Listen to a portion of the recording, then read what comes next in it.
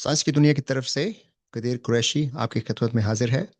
और आज हम फहम साइंस की सीरीज़ में इस माह जो सवालात आए थे साइंस की दुनिया पर या मेरी वॉल पर, अ, उनके जवाब देंगे और मेरी कोशिश होगी कि तमाम सवालात के जवाब दे सकूं। तो शुरू करते हैं। पहला सवाल है कासम अली साहब का एबटाबाद से, कि क्या मौसमी और स्टोर की हुई फल और सब्जियां सेहत के लिए नुकसानदेह होती हैं? तो ऐसा है कि बेमौसमी फल आमतौर पर ऐसा होता है कि वो ग्रीन हाउस में रखे जाते हैं या ग्रीन हाउस में उगाए जाते हैं या फिर स्टोरेज में रखे जाते हैं। और वो स्टोरेज जो है वो जाहिर है कि वो एयर कंडीशन होती है, उसमें टेम्परेचर का और नमी का कंट्रोल किया जाता है। और जितनी देर उसको स्टोरेज में रखा जाए उतनी देर जाहिर है कि वो फल का जायका थोड़ा बहुत डिग्रेड हो जाता है, थोड़ा बहुत ख़राब हो जाता है। लेकिन फिर भी कई माह तक ऐसे फल और सब्जियां रखे जा सकते हैं। तो ऐसा नहीं है कि उनकी ग़िज़ाइयत कम होती है, लेकिन जैसे मैंने अर्ज़ किया कि जायका थोड़ा सा उसका तब्दील हो सकता है। उसके अलावा ये है कि जो स्टोरेज में फल और सब्जियां रखी जाती हैं उन पर पेस्टिसाइड्स यानी जो कीड़े मार दवाइयाँ हैं वो कुछ ज़्यादा इस्तेमाल की जाती हैं, इसलिए इन्हें अच्छी तरह से धोकर इस्तेमाल करना ज़रूरी है। राइट। इनका नुकसान तो कोई नहीं होता, लेकिन ये है कि अगर आपको ये महसूस हो कि फल या सब्जी खराब है तो फिर जाहिर है कि आप उसको इस्तेमाल मत कीजिए, क्योंकि कई दफ़ा ऐसा होता है कि स्टोरेज में रखी हुई है कुछ सब्जी और बिजली चली गई या किसी वजह से स्टोरेज का या फ्रीज़र का टेम्परेचर जो उनका सेट टेम्परेचर है उससे बुलंद हो गया, तो फिर वो ज़ाहिर है ख़राब होना शुरू हो जाएगी।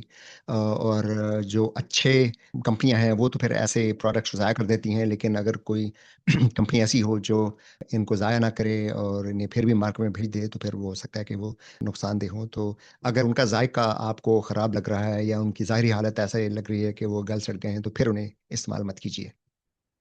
एक और बात ज़हन में रखिए कि हम लोग जो तालीम याफ़्ता लोग हैं, इन्हें एनवायरनमेंट का भी थोड़ा बहुत ख़्याल रखना चाहिए। तो अगर आप ताज़ा सब्ज़ी खाएँगे, तो वो खेत से आप तक चंद दिनों में पहुँच जाती है। लेकिन जो बेमौसमी सब्ज़ी होती है, वो ज़ाहिर है कि वो चूँकि काफ़ी देर तक वो स्टोरेज में पड़ी रहती है और इस दौरान जो बिजली खर्च होती है, एनर्जी खर्च होती है, उस वजह से माहौल की आलूदगी में इज़ाफ़ा होता है। तो ये थोड़ा-सा ख़्याल रखना चाहिए। या जो आपके इलाके का फल नहीं है या आपके इलाके की सब्ज़ी नहीं है, वो अगर आप तक पहुँच रही है तो वो कहीं दूर से लाई गई है, उसमें जो ट्रांसपोर्टेशन के दौरान उस पर ज़ाहिर है कि वो ट्रेन से आई होगी या ट्रक से आई होगी और उसमें फिर पेट्रोल, डीज़ल वगैरह जला होगा, तो उससे माहौल की आलूदगी अ, पर मनफ़ी असर पड़ता है। यानी माहौल पर मनफ़ी असर पड़ता है, माहौल की आलूदगी ज़्यादा हो जाती है।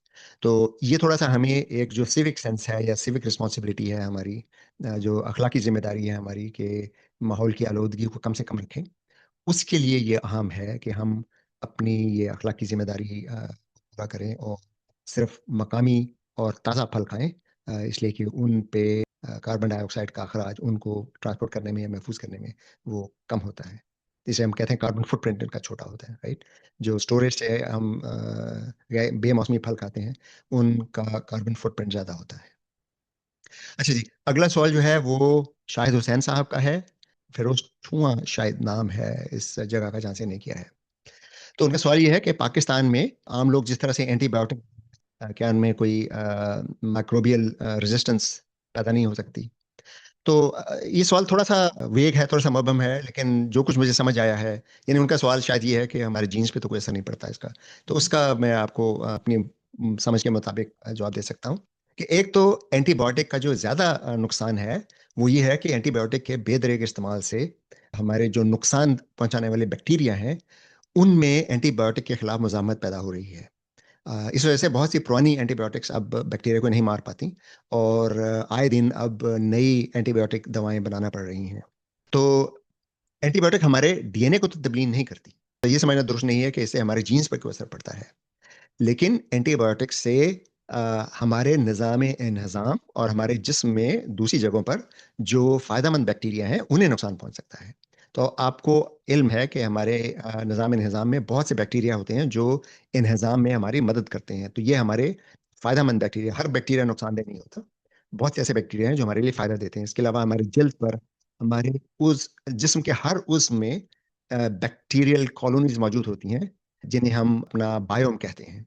तो वो बैक्टीरिया भी एंटीबायोटिक से मर सकते हैं, जिसके नतीजे में हमारी सेहत खराब हो सकती है। तो एंटीबायोटिक का इस्तेमाल असूलन कम से कम करना चाहिए, और बगैर डॉक्टर की तजवीज़ के, तशखीस के एंटीबायोटिक का इस्तेमाल बिल्कुल नहीं करना चाहिए। यानी एंटीबायोटिक का इस्तेमाल आप सिर्फ उस वक्त कीजिए जब डॉक्टर ने बैक्टीरियल इन्फेक्शन की तशखीस की है और एंटीबायोटिक आपके लिए लिख कर दी है। लेकिन अगर आप एंटीबायोटिक इस्तेमाल कर रहे हैं तो फिर हर हाल में दवा को मुकम्मल तौर पर इस्तेमाल कीजिए, खा वो दवा खत्म होने से पहले मर्ज की इलामात खत्म हो जाए। हमारे यहाँ अक्सर ये होता है कि अगर एंटीबायोटिक का 5 या 7 दिन का कोर्स है और 2 दिन बाद तबीयत बेहतर होने लगे तो हम एंटीबायोटिक खाना छोड़ देते हैं। ये बहुत खतरनाक है, क्योंकि इसी से एंटीबायोटिक में मुजाहमत पैदा होती है। क्योंकि 2 दिन में अगर 90% बैक्टीरिया जो है वो मर गए हैं, 10% अभी नहीं मरे, वो 10% वो हैं जिनको मारने के लिए ज्यादा एंटीबायोटिक की पोटेंसी की जरूरत होती है। तो जब तक हम मुसलसल, जब तक वो डॉक्टर ने रेकमेंड किया है तब तक वो दवाई नहीं खाते रहेंगे, वो बैक्टीरिया नहीं मरेंगे। और यही वो बैक्टीरिया हैं जिनमें चूंकि एंटीबायोटिक के खिलाफ थोड़ी बहुत मुजाहमत मौजूद है। अगर हम एंटीबायोटिक खाना छोड़ दें तो ये दोबारा से अपनी कॉपियां बनाने लगेंगे, और अब ये जो है इनमें एंटीबायोटिक की के खिलाफ मुजाहमत पहले की निस्बत ज्यादा हो जाएगी। तो दुरुस्त रवैया ये है कि एंटीबायोटिक का इस्तेमाल उस वक्त तक ना करें जब तक डॉक्टर ने तजवीज़ ना किया हो। लेकिन अगर डॉक्टर ने एंटीबायोटिक तजवीज़ किया तो फिर इसे पूरी जो उसका कोर्स है वो पूरा कीजिए, बीच में मत छोड़ दीजिए। अच्छा जी, अगला सवाल है अजहर हुसैन साहब का, और ये है रहीम यार खान से। और इनका सवाल ये है कि कार्ल सेगन से इन्होंने शायद किसी वीडियो में सुना हो कि बहुत छोटे लेवल पर या बहुत बड़े लेवल पर चीज़ों को स्टडी करते हैं तो साइंस के असूल टूटने लगते हैं, या वो चीज़ जो है हमारी फिर समझ से बाहर हो जाती है। तो उनका सवाल ये है कि हमारे साइंस की वजह से साइंस की समझ बूझ की कोई हद है या नहीं है। तो ये असल में ऐसा नहीं है कि साइंस के असूल टूट जाते हैं।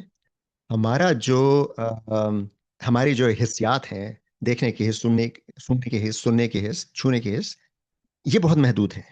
जैसे हम बैक्टीरिया नहीं देख सकते, हम वायरस नहीं देख सकते, हम इंसानी खुलिया नहीं देख सकते, हम एटम, इलेक्ट्रॉन, प्रोटॉन, ये नहीं देख सकते। फिर हम बहुत दूर की चीजें नहीं देख सकते, राइट। हम रात को अगर आसमान, साफ आसमान हो, बादल ना हो, तो हम चंद सौ सितारे देख सकते हैं। हालांकि हमें पता है कि हमारी अपनी कहकशां में अरबों सितारे हैं, 100 अरब से शायद ज्यादा सितारे हैं। और फिर यह है कि कायनात में, काबिल मुशाहिदा कायनात में खरबों कहकशाएं हैं, लेकिन हम सिर्फ गिनती की एक या दो, एक हमारी मिल्की वे के सितारे देख सकते हैं, और एक कुछ लोगों की अगर नज़र बहुत अच्छी है तो वो एंड्रोमेडा गैलेक्सी को देख सकते हैं। तो हम जब बात करते हैं मुशाहिदात की, तो हम साइंसी आलात से मुशाहिदात की बात करते हैं। उन मुशाहिदात की बिना पर साइंसी असूल बनाए जाते हैं। तो आज से 300-400 साल पहले जब ये टेक्नोलॉजी मैसर नहीं थी, तो हमारे मुशाहिदात सिर्फ एक आम सी दूरबीन, या आजकल के ज़माने में जो एक आम दूरबीन है, आम खुर्दबीन है, उससे होते थे। और उनकी बिना पर जो मुशाहिदात थे, उससे जो न्यूटन के कवानीन हैं, वो अखज़ किए गए थे। उसके बाद फिर जब टेक्नोलॉजी बेहतर हुई और हमने एटमी लेवल पर मुशाहिदात शुरू किए, तो हमें ये इल्म हुआ कि न्यूटन के कवानीन एटमी लेवल पर अप्लाई नहीं होते। तो इसका ये मतलब नहीं है कि एटमी लेवल पर साइंस के असूल खत्म हो जाते हैं। जो न्यूटन के कवानीन थे, उनके तश्कील की बुनियाद ही वो मुशाहिदात थे जो उस लेवल पर किए गए थे जहाँ पे एटम का मुशाहिदा हम नहीं कर सकते। उन मुशाहिदात की बिना पर जो असूल तरतीब किए थे उसे हम न्यूटोनियन फिजिक्स कहते हैं। उसके बाद जब क्वांटम लेवल पे मुशाहिदात शुरू हुए, यानी जब एटम और उसके बाद फिर इलेक्ट्रॉन और प्रोटॉन और न्यूट्रॉन और क्वार्क्स वगैरह, इनके मुशाहिदात मुमकिन हुए, तो हमें ये इल्म हुआ कि न्यूटोनियन फिजिक्स इन मुशाहिदात, इन मज़ाहिर पर काम नहीं करती। उसके लिए फिर क्वांटम फिजिक्स के असूल तश्कील दिए गए। तो क्वांटम थ्योरी, जो आजकल जो सबसे जदीद क्वांटम थ्योरी है, वो क्वांटम फील्ड थ्योरी है। क्वांटम फील्ड थ्योरी इन तमाम मुशाहिदात की बखूबी वजाहत करती है। तो इसी तरह अगर हम बात करें कायनात के लेवल के मुशाहिदात की, तो उस पे फिर अ, बहुत सी ऐसी जगह हैं जहाँ न्यूटोनियन फिजिक्स काम नहीं करती। मिसाल के तौर पर जब हम अरबों नूरी साल दूर किसी कक्षा का मुशाहिदा करते हैं, तो हम ग्रेविटेशनल लेंजिंग देखते हैं, और ये ग्रेविटेशनल लेंजिंग न्यूटन की फिजिक्स से की कोई पेशगोई नहीं होती। न्यूटोनियन फिजिक्स में ग्रेविटेशनल लेंजिंग का कोई कॉन्सेप्ट नहीं है। ग्रेविटेशनल लेंजिंग की पेशगोई आइंस्टाइन की नजरिया इजाफत से होती है। तो अब ये है कि अब हमें चूंकि बेहतर मुशाहिदात हैं, उन मुशाहिदात की बिना पर हमने बेहतर साइंसी नजरियात तश्कील दिए हैं। ऐसा नहीं है कि साइंस फेल हो जाती है। ऐसा है कि अगर हम क्वांटम लेवल पे मुशाहिदात को देख रहे हैं तो उस पे न्यूटोनियन फिजिक्स काम नहीं करती, इसलिए कि न्यूटोनियन फिजिक्स की का दायरा कार ही क्वांटम फिजिक्स पे अप्लाई नहीं होता। इसी तरह मैंने जैसे अर्ज किया था कि आइंस्टाइन की नजरिया इजाफत की जरूरत होती है जब हम कायनात के लेवल पे, यानी काबिल मुशाहिदा कायनात के लेवल पे हम मुशाहिदात करते हैं और उनकी वजाहत की कोशिश करते हैं। तो अगर हम साइंस को महदूद करते हैं न्यूटोनियन फिजिक्स तक, तो फिर वो बात गलत होगी। साइंस का दायरा कार हमेशा फैलता रहता है, जैसे जैसे नए मुशाहदात होते हैं उनकी बिना पर नए नजरियात आते हैं, और वो नए नजरियात मजमूई तौर पर पुराने नजरियात का भी अहाता किए होते हैं। जैसे अगर हम क्वांटम फिजिक्स की बात करें तो ये बहुत छोटे पैमाने पर जो मुशाहदात होते हैं या मज़ाहिर हैं उनके लिए बनाई गई है। लेकिन अगर क्वांटम फिजिक्स को हम अप्लाई करें मैक्रो लेवल पर, तो क्वांटम फिजिक्स के नतायज एन वही होते हैं जो न्यूटोनियन फिजिक्स के। इसी तरह आइंस्टाइन की फिजिक्स जो नजरिया इजाफत है, वो या जो चीजें बहुत ज्यादा तेज रफ्तार यानी रोशनी की रफ्तार के पास की रफ्तार पर चल रही हों, उन पर अप्लाई होती हैं, या फिर जो कायनाती लेवल के मज़ाहिर हैं, इसमें ग्रेविटेशन लेंसिंग का जैसे मैंने जिक्र किया था, या ग्रेविटेशनल वेव्स हैं या सकली लहरें हैं, न्यूटन की फिजिक्स उनकी वजाहत नहीं करती है। तो उनके लिए फिर हमें आइंस्टाइन की थ्योरी की इस्तेमाल की जरूरत होती है। लेकिन अगर आप आइंस्टाइन का जो नजरिया इजाफत है उसको आम जो मज़ाहिर हैं, जैसे गेंद में को हिट किया गया तो उसकी रफ्तार क्या होगी, उस पर अप्लाई करें, तो उसका जवाब एन वही आता है आइंस्टाइन की थ्योरी से जो न्यूटोनियन फिजिक्स से आता है। तो ऐसा नहीं है कि न्यूटोनियन फिजिक्स गलत हो गई। न्यूटोनियन फिजिक्स की का एक दायरा कार है, उस दायरा कार में न्यूटोनियन फिजिक्स दरुस्त जवाब देती है। क्वांटम फिजिक्स का दायरा कार वसी हो गया है, इसलिए कि अब उसमें एटमी लेवल के मज़ाहिर हैं उनकी भी वजाहत हो जाती है। इसी तरह आइंस्टाइन का जो नजरिया इजाफा था उसका दायरा कार न्यूटोनियन फिजिक्स से बहुत बड़ा है, और वो एक तरह से न्यूटोनियन फिजिक्स को अपने अंदर समोए हुए है। तो साइंस इसी तरह से तरक्की करती है कि जब कोई नया नजरिया आता है तो वो पुराने नजरिए की हदूद को बढ़ा देता है, यानी नए नजरिए से पुराना नजरिए के मज़ाहिर की भी वजाहत होती है। तो ये ऐसा नहीं है कि साइंसें गलत हो जाती हैं।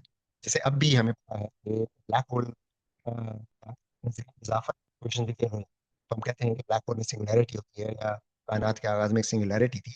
सिंगुलैरिटी किसी चीज का नाम नहीं है, ये सिर्फ इस बात की अलामत है कि नजरिया इजाफत से जो हमने इक्वेशन बनाई है उसमें कहीं डिवाइड बाय जीरो आने लगा है, और आपको पता है कि डिवाइड बाय जीरो जो है वो डिफाइन नहीं होता। तो सिंगुलैरिटी का मतलब सिर्फ ये होता है कि डिवाइड बाय जीरो कहीं पे आ रहा है। तो ऐसा नहीं है कि साइंस गलत हो जाती। अच्छा जी, अब इसके बाद हम अगला सवाल करते हैं जी। ये सफदर हुसैन साहब का सवाल है, केपीके से इन्होंने सवाल किया है। ये कई दफ़ा हम डिस्कस कर चुके हैं साइंस की दुनिया में कि बच्चों या बड़ों की आंखों में सुरमा लगाना ठीक है या नहीं है। हमारे यहाँ एक ये रिवायती तस्वुर है कि सुरमा लगाने से नज़र बेहतर हो जाती है, लेकिन साइंस में जदीद तिब में ऐसा कोई तस्वुर मौजूद नहीं है। आंखों की सेहत के लिए जो जो तदाबीर ज़रूरी हैं उसमें कहीं सुरमा लगाने का जिक्र नहीं है।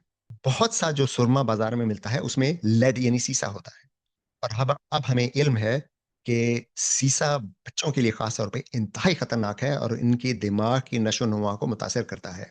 इसे लेड पॉइजनिंग कहा जाता है, और ये इस कदर खतरनाक है कि 2-3 सदियां पहले मगरबी ममालिक में, यूरोप में पाइप जो थे वो शीशे के होते थे। लेकिन फिर जब हमें पता चला कि शीशे के पाइप की वजह से पानी में भी शीशे के मॉलिक्यूल और एटम आ जाते हैं, जिससे बच्चों की ज़हनी नशो-नुमा मुतासर होती है। तो फिर लेड लेड के पाइप्स पर पाबंदी लगा दी गई, और इस ये जो लेड का इस्तेमाल है, इस पर पाबंदी लगा दी गई। इसे लेड पॉइज़निंग कहते हैं।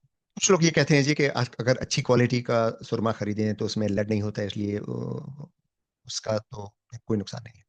तो पहली तो बात ये है कि हमें ये कैसे इल्म होगा कि किसी भी ब्रांड का सामान खरीदने तो उसमें लेड नहीं है। आंखें इंसान के लिए इंतहाई अहम है, इसलिए इन के बारे में किसी किस्म की गफलत जो है वो दानिशमंदी नहीं है। तो आंखों में सुरमे लगाने का कोई फायदा नहीं है, और इसके नुकसानात, मुमकिन नुकसानात बहुत ज्यादा हैं लेड की वजह से। अगर लेड ना हो सुरमे में तो असूलन इसका फिर नुकसान नहीं होगा अगर उसमें और कोई भी ऐसी चीज नहीं है जो नुकसानदेह हो। असूलन ये बात दुरुस्त है कि अ, अच्छी ब्रांड का सुरमा अगर आप लें और उसमें आप ये तसल्ली कर लें कि उसमें लेड नहीं है यानी शीशा नहीं है, तो फिर उसका इतना नुकसान नहीं होता। लेकिन इसका एक और पहलू भी है कि आप सुरमा खा किसी भी अच्छी से अच्छी कंपनी का खरीद लें, लगाना तो आपने खुद है या जो खातून खाना है उन्होंने लगाना है या बच्चों ने लगाना है, बच्चों को लगाना है तो खातून खाना लगाएंगी, आप लगाएंगे। तो हम जिस सिलाई से आंखों में सुरमा लगाते हैं उसमें भी बैक्टीरिया हो सकते हैं, उसकी सतह पर बैक्टीरिया हो सकते हैं। और जब हम वो जैसे हम सुरमचू कहते हैं, वो अगर एक से ज़्यादा अफ़राद इस्तेमाल कर रहे हैं, तो एक शख्स अगर कोई इन्फेक्टेड है, तो उसकी आँखों के जो इन्फेक्शन है, वो दूसरे को लग जाएगी। इसलिए आँख में किसी भी चीज़ का डालना, चाहे वो सुरमा हो, चाहे वो काजल हो, चाहे कुछ भी हो, वो बहुत खतरनाक है। इससे आँख में इन्फेक्शन हो सकती है। छोटे बच्चे हों या बड़े हों, नज़र के अच्छे होने या साफ होने का सुरमे की मौजूदगी या गैर मौजूदगी से कोई ताल्लुक नहीं। जी, अगला जो सवाल है वो शकील अहमद साहब का है मुल्तान से और इनका सवाल ये है कि क्या रोशनी और आग का वज़न और मास होता है या नहीं होता? तो पहली तो बात ये है कि रोशनी तो फोटॉन से बनती है और अब हम जानते हैं कि फोटॉन का रेस्ट मास 0 होता है। तो फोटॉन का तो कोई मास नहीं है। ये तो बिल्कुल यानी पक्की-पक्की बात है। साइंस की रूह से फोटॉन का कोई मास नहीं है। फोटॉन में एनर्जी होती है जो उसके जो फ्रीक्वेंसी है उससे मुतनासिब होती है। यानी जितनी फ्रीक्वेंसी ज़्यादा होगी उतनी एनर्जी ज़्यादा होगी। और फोटॉन जो है वो अब हम जानते हैं क्वांटम फिज़िक्स की रूप से देखें तो ये बरक़ी मकनातीसियत यानी इलेक्ट्रोमैग्नेटिज़्म का क्वांटम है यानी उसका बुनियादी ज़र्रा है। और इसकी फ्रीक्वेंसी 0 या 0.1 हर्ट्ज़ या कोई भी कम से कम फ्रीक्वेंसी मेज़र कर लें। वहाँ से टेराहर्ट्ज़ और मिलियंस ऑफ टेराहर्ट्ज़ तक हो सकती है। बहुत बड़ी रेंज है इसकी। जिसमें हम रेडियो वेव्स आती हैं, उसके बाद माइक्रोवेव्स आती हैं, उसके बाद इंफ्रारेड आता है, उसके बाद फिर एक छोटी-सी रेंज है जिसे हम विज़िबल फ्रीक्वेंसी या विज़िबल रेंज कहते हैं, यानी जिसे हम रोशनी कहते हैं, जो हमारी आँखें डिटेक्ट कर सकती हैं, जिसे हम देख सकते हैं। उसके बाद फिर दोबारा अगर उससे ज़्यादा एनर्जी पर जाएँ तो ऐसी फ्रीक्वेंसी आ जाती हैं जिन्हें हमारी आँखें डिटेक्ट नहीं कर सकती, जैसे अल्ट्रावायलेट है।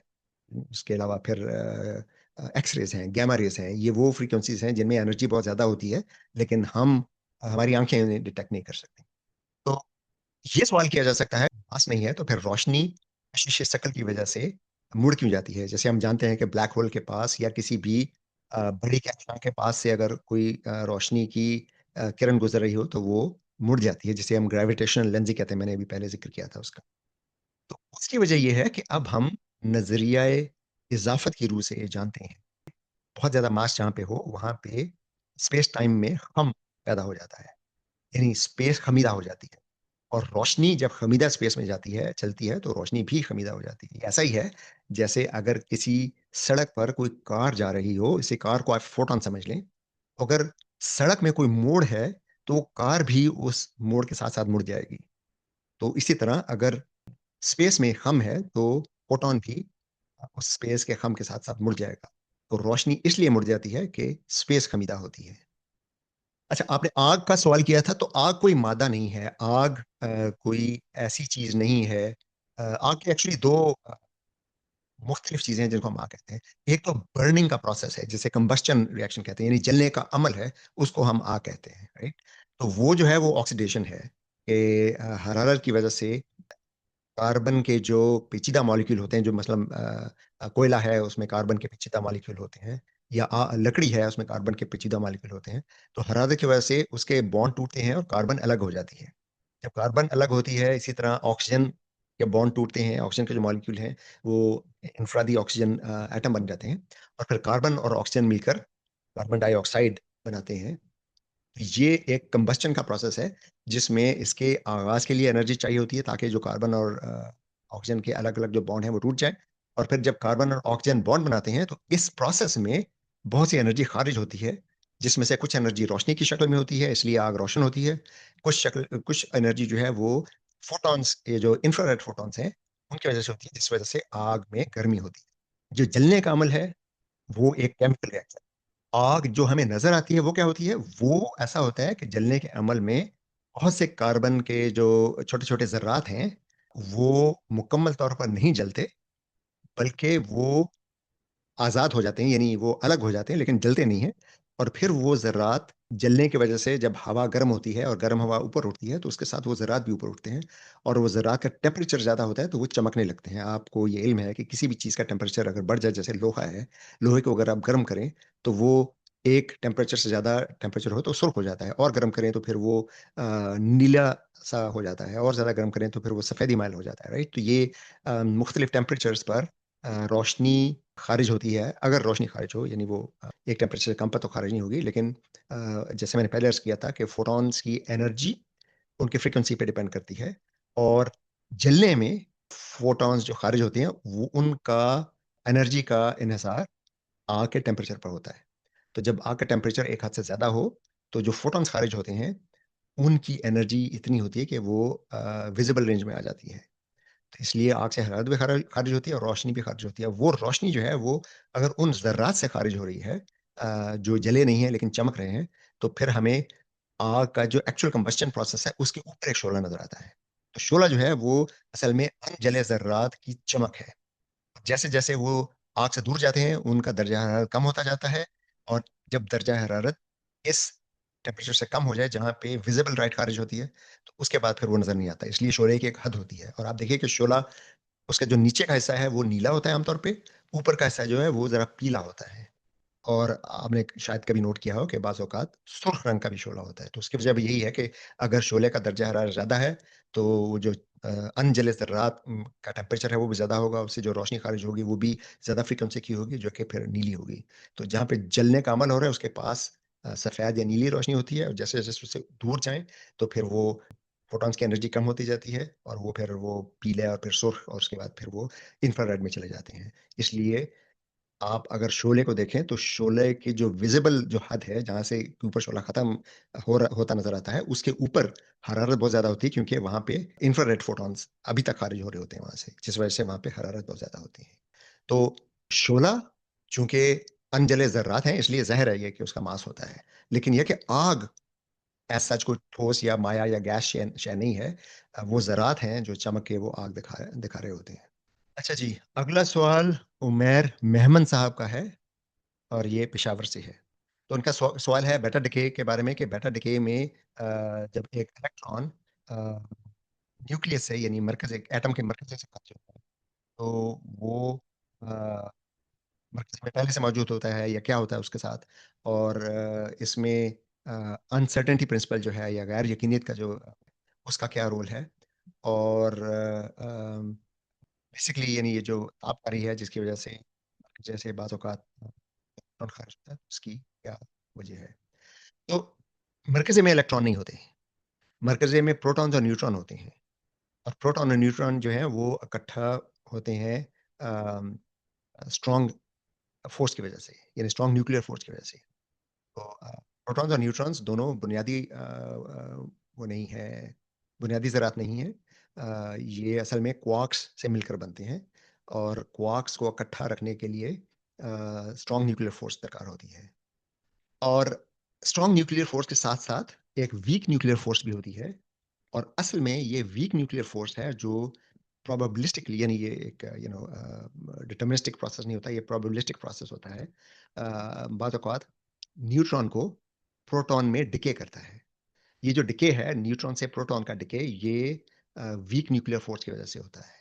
और आपको पता है कि हमारे पाकिस्तान के मायना साइंसदान डॉक्टर अब्दुल सलाम ने वीक न्यूक्लियर फ़ोर्स और मैग्नेटिज़्म को यकजा करके इलेक्ट्रोवीक थ्योरी दी थी, जो कि अब क्वांटम फिज़िक्स का जो बुनियादी एक मॉडल है, जिसे हम स्टैंडर्ड मॉडल कहते हैं, उसका आगाज़ डॉक्टर अब्दुल सलाम की रिसर्च से हुआ था।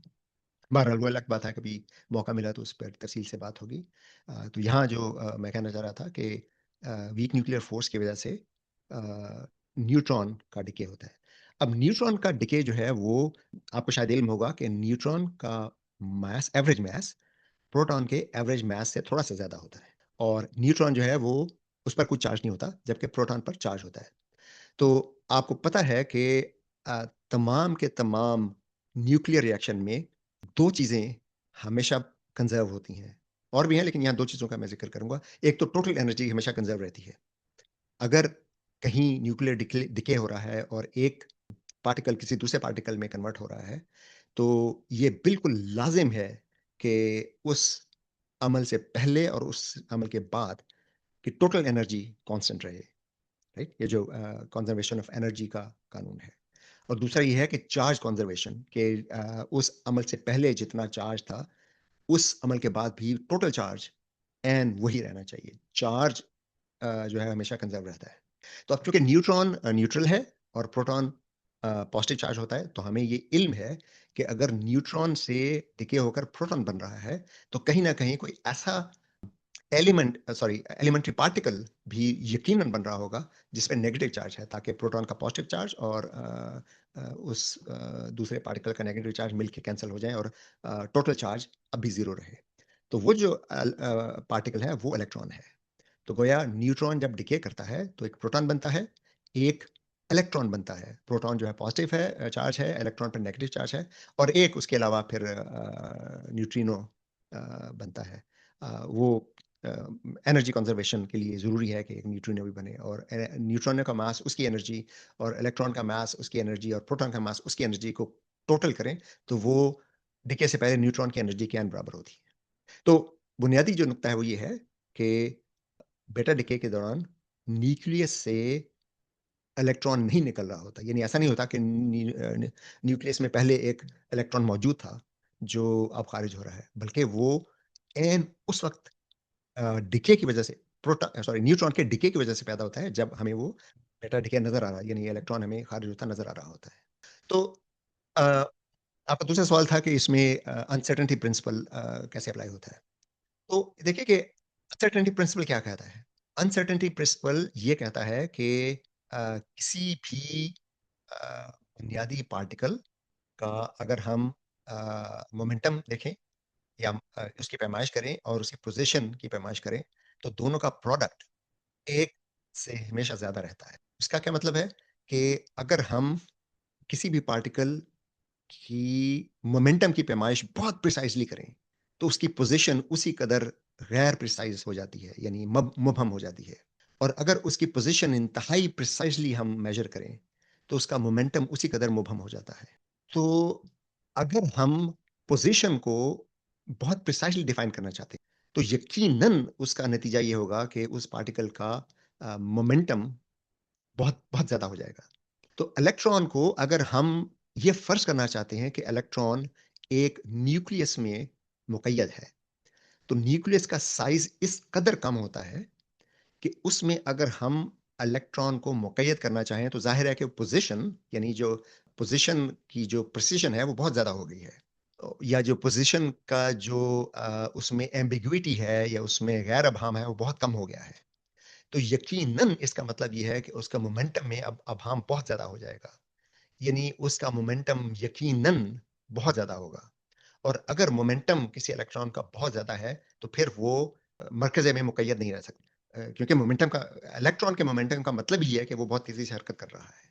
क्योंकि इलेक्ट्रॉन एक मैसिव पार्टिकल है, राइट? यानी इसका रेस्ट मास 0 नहीं है। ये रेस्ट मास का हामिल है।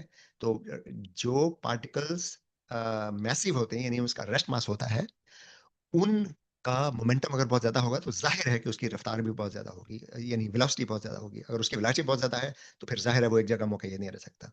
अनसर्टेनिटी का असूल हमें ये बताता है कि इलेक्ट्रॉन कभी मुक़य्यद नहीं रह सकता मरकज़े के अंदर।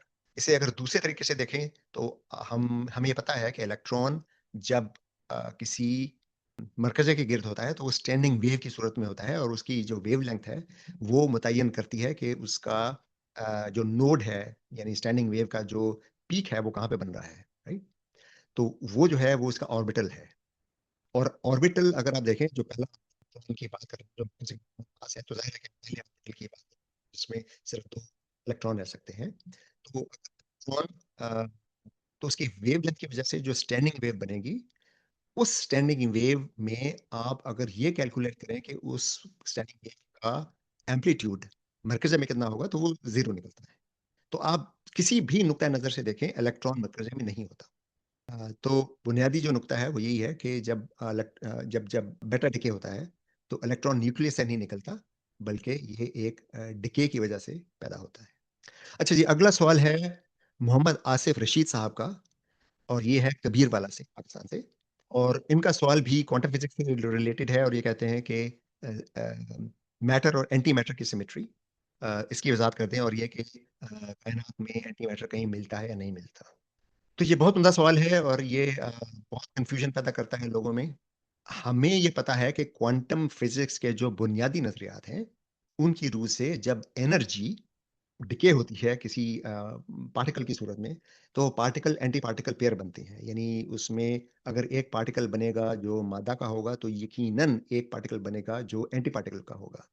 जैसे अगर पेयर प्रोडक्शन हो रही है किसी, सपोज किसी इंतहाई high energy gamma ray photon से, तो उससे पेयर प्रोडक्शन हो सकती है, यानी दो पार्टिकल्स का जोड़ा बन सकता है।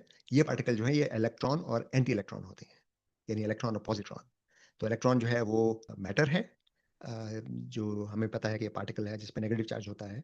और पॉजिट्रॉन जो है वो एंटी मैटर है, यानी पॉजिट्रॉन का मास बिल्कुल इलेक्ट्रॉन के बराबर होता है, लेकिन पॉजिट्रॉन पर चार्ज इलेक्ट्रॉन का ऑपोजिट होता है, और ये जब मिले अगर, तो वो जाहिर है एक दूसरे को एनाइलेट कर देते हैं, राइट। तो बिग बैंग के फौरन बाद कायनात में कसीफ, इंतहाई कसीफ एनर्जी मौजूद थी, और फिर जब स्पेस के फैलने से इस एनर्जी की कसाफत कम हुई, एक हद से कम हुई, तो फिर वहां पे पेयर प्रोडक्शन हुई और पार्टिकल और एंटी पार्टिकल बने। तो अगर ऐसा है, तो फिर सवाल यह है कि इस वक्त हमें कायनात में एंटी मैटर क्यों नजर नहीं आता, सिर्फ मैटर ही नजर आता है। तो ये है मैटर एंटी मैटर एसिमेट्री। और इसका कोई मुकम्मल जवाब हमारे पास नहीं है, लेकिन क्वांटम फिजिक्स में ऐसे तामुलात मौजूद हैं जिसमें मैटर की तामुलात करने की शरह और एंटी मैटर के तामुलात करने की शरह में थोड़ा सा फर्क होता है। इसे आप एसिमेट्री कह लें या सिमेट्री ब्रेकिंग कह लें। तो उसकी वजह से ये तो है कि अदम तवाज़न मुमकिन है, यानी ये दुरुस्त नहीं है कि अदम तवाज़न मुमकिन नहीं है। ये तो है कि अदम तवाज़न मुमकिन है।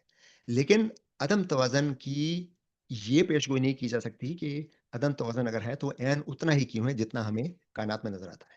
तो उसकी हम डिटेल में अगर हम जाएँ तो फिर वो बात बहुत लंबी हो जाएगी, लेकिन उसको सीपी वायलेशन कहते हैं।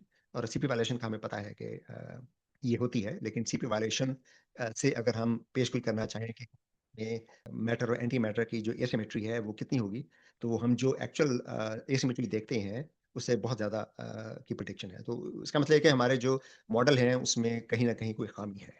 अच्छा, फिर ये सवाल ये है कि क्या एंटी मैटर आज भी मौजूद है? जी हाँ, बिल्कुल मौजूद है। अभी मैंने जिक्र किया था कि पेयर प्रोडक्शन होती है जिसमें प्रोटॉन और एंटी सॉरी इलेक्ट्रॉन और एंटी इलेक्ट्रॉन, या यानी इलेक्ट्रॉन और पॉजिट्रॉन बनते हैं। तो वो हम बिल्कुल देखते हैं लेबोरेटरी में।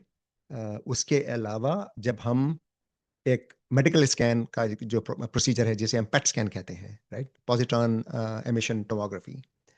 तो पेट स्कैन में असल में यही होता है कि हमें एक दवा पिलाई जाती है जो रेडियो एक्टिव होती है, और वो दवा जब खून में शामिल होती है, तो वो रेडियो एक्टिव पार्टिकल्स भी खून में शामिल हो जाते हैं जो पॉजिट्रॉन खारिज करते हैं। जब यानी वो रेडियो एक्टिव जब डिके होता है, जैसे अभी मैंने जिक्र किया था बेटा डिके, उसमें पॉजिट्रॉन खारिज होते हैं साथ। और वो पॉजिट्रॉन फिर इलेक्ट्रॉन के साथ मिलके एनाहिलेट करते हैं एक दूसरे को, और दो गैमा रे फोटॉन्स बनते हैं, और वो गैमा रे फोटॉन्स फिर जो है हमारे डिटेक्टर डिटेक्ट करते हैं, जिससे हम उस उज़्व के अंदरूनी स्ट्रक्चर का की छवि बना सकते हैं। तो ये पेट स्कैन है।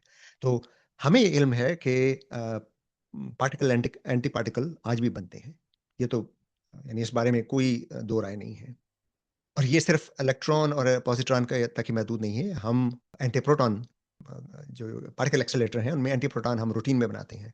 आपने शायद कहीं पढ़ा हो या सुना हो कि हम एंटी हाइड्रोजन भी बना चुके हैं, यानी एंटी प्रोटॉन बना के उसके साथ फिर पॉजिट्रॉन को मिला के हम एटम बना चुके हैं जो एंटी हाइड्रोजन है, यानी उसमें जो न्यूक्लियस है वो एंटी प्रोटॉन है, और जो उसके गिर्द जो ज़रा चक्कर लगा रहा है वो पॉजिट्रॉन है। और फिर इस तरह से हाइड्रोजन के की स्टडी से हमने ये भी डिटेक्ट किया है कि अ, कशिश शक्ल एंटी मैटर को भी उसी तरह अट्रैक्ट करती है, यानी कशिश शक्ल मैटर और एंटी मैटर दोनों को यकसा तरीके से अपनी तरफ खींचती है। तो बहरहाल ये तो की बात है कि मैटर और एंटी मैटर होते हैं। उसके अलावा हम कॉस्मिक रेज में देखते हैं। कॉस्मिक रे जो खला से आती हैं, यानी जब स्पेस में कहीं कोई भी बड़ा इवेंट होता है, मसलन कोई सितारा फटता है सुपरनोवा होकर, तो उसमें बहुत सी मैटर एंटी मैटर पार्टिकल्स बनते हैं, और फिर वो कॉस्मिक रेज जब ज़मीन तक पहुंचती हैं और वो फिर जब कुर्रा हवाई में दाखिल होती हैं, तो वो जो हमारे कुर्रा हवाई की बैरूनी जो हदूद है वहाँ पे अ, जो गैस के मॉलिक्यूल हैं उनके साथ तामुलात करती हैं। तो उसके नतीजे में ये बहुत से जिसे हम कहते हैं, मतलब पार्टिकल शावर पैदा होता है, बहुत से पार्टिकल पैदा होते हैं जिन्हें हम ज़मीन पे भी डिटेक्ट कर सकते हैं। बैलून्स के ज़रिए हम डिटेक्ट कर सकते हैं, उन्हें सैटेलाइट्स के ज़रिए डिटेक्ट कर सकते हैं। तो बहुत सी तरीके हैं जिससे हम कॉस्मिक रेज़ को डिटेक्ट करते हैं, और उसमें हम देखते हैं कि पार्टिकल और एंटी पार्टिकल दोनों होते हैं उसमें। तो उसके अलावा जैसे मैंने अभी अर्ज़ किया था, सर्न में एंटी पार्टिकल्स बनते हैं, एंटी हाइड्रोजन हम बना चुके हैं।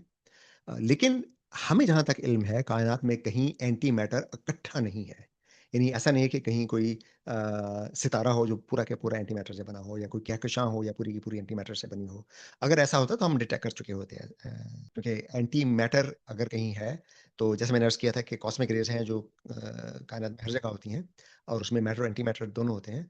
अगर कॉस्मिक रेज़ किसी एंटी मैटर से बनी कहकशां पर पड़ रही होती, तो वहाँ पे जो एनाहिलेशन होती, उसके सिग्नेचर्स का हमें पता है कि वो कैसे होने चाहिए थे, और वो सिग्नेचर में कहीं नहीं मिलते। तो कम से कम हम ये कह सकते हैं कि काबिल मुशाहिदा कायनात मुकम्मल तौर पर मैटर पर मुश्तमिल है। इसमें एंटी मैटर बहुत कम है, और जो पैदा होता है वो ट्रांजिएंट होता है, यानी किसी सुपरनोवा की वजह से पैदा हुआ और फिर वो लेकिन ऐसा नहीं है कि कहीं क्लस्टर नहीं है एंटी मैटर का, और उसकी वजह हमें पता नहीं है कि एंटी मैटर क्यों कम है। अच्छा जी, अगला सवाल है हसनैन शाहिद साहब का। ये मर्दान पाकिस्तान से है।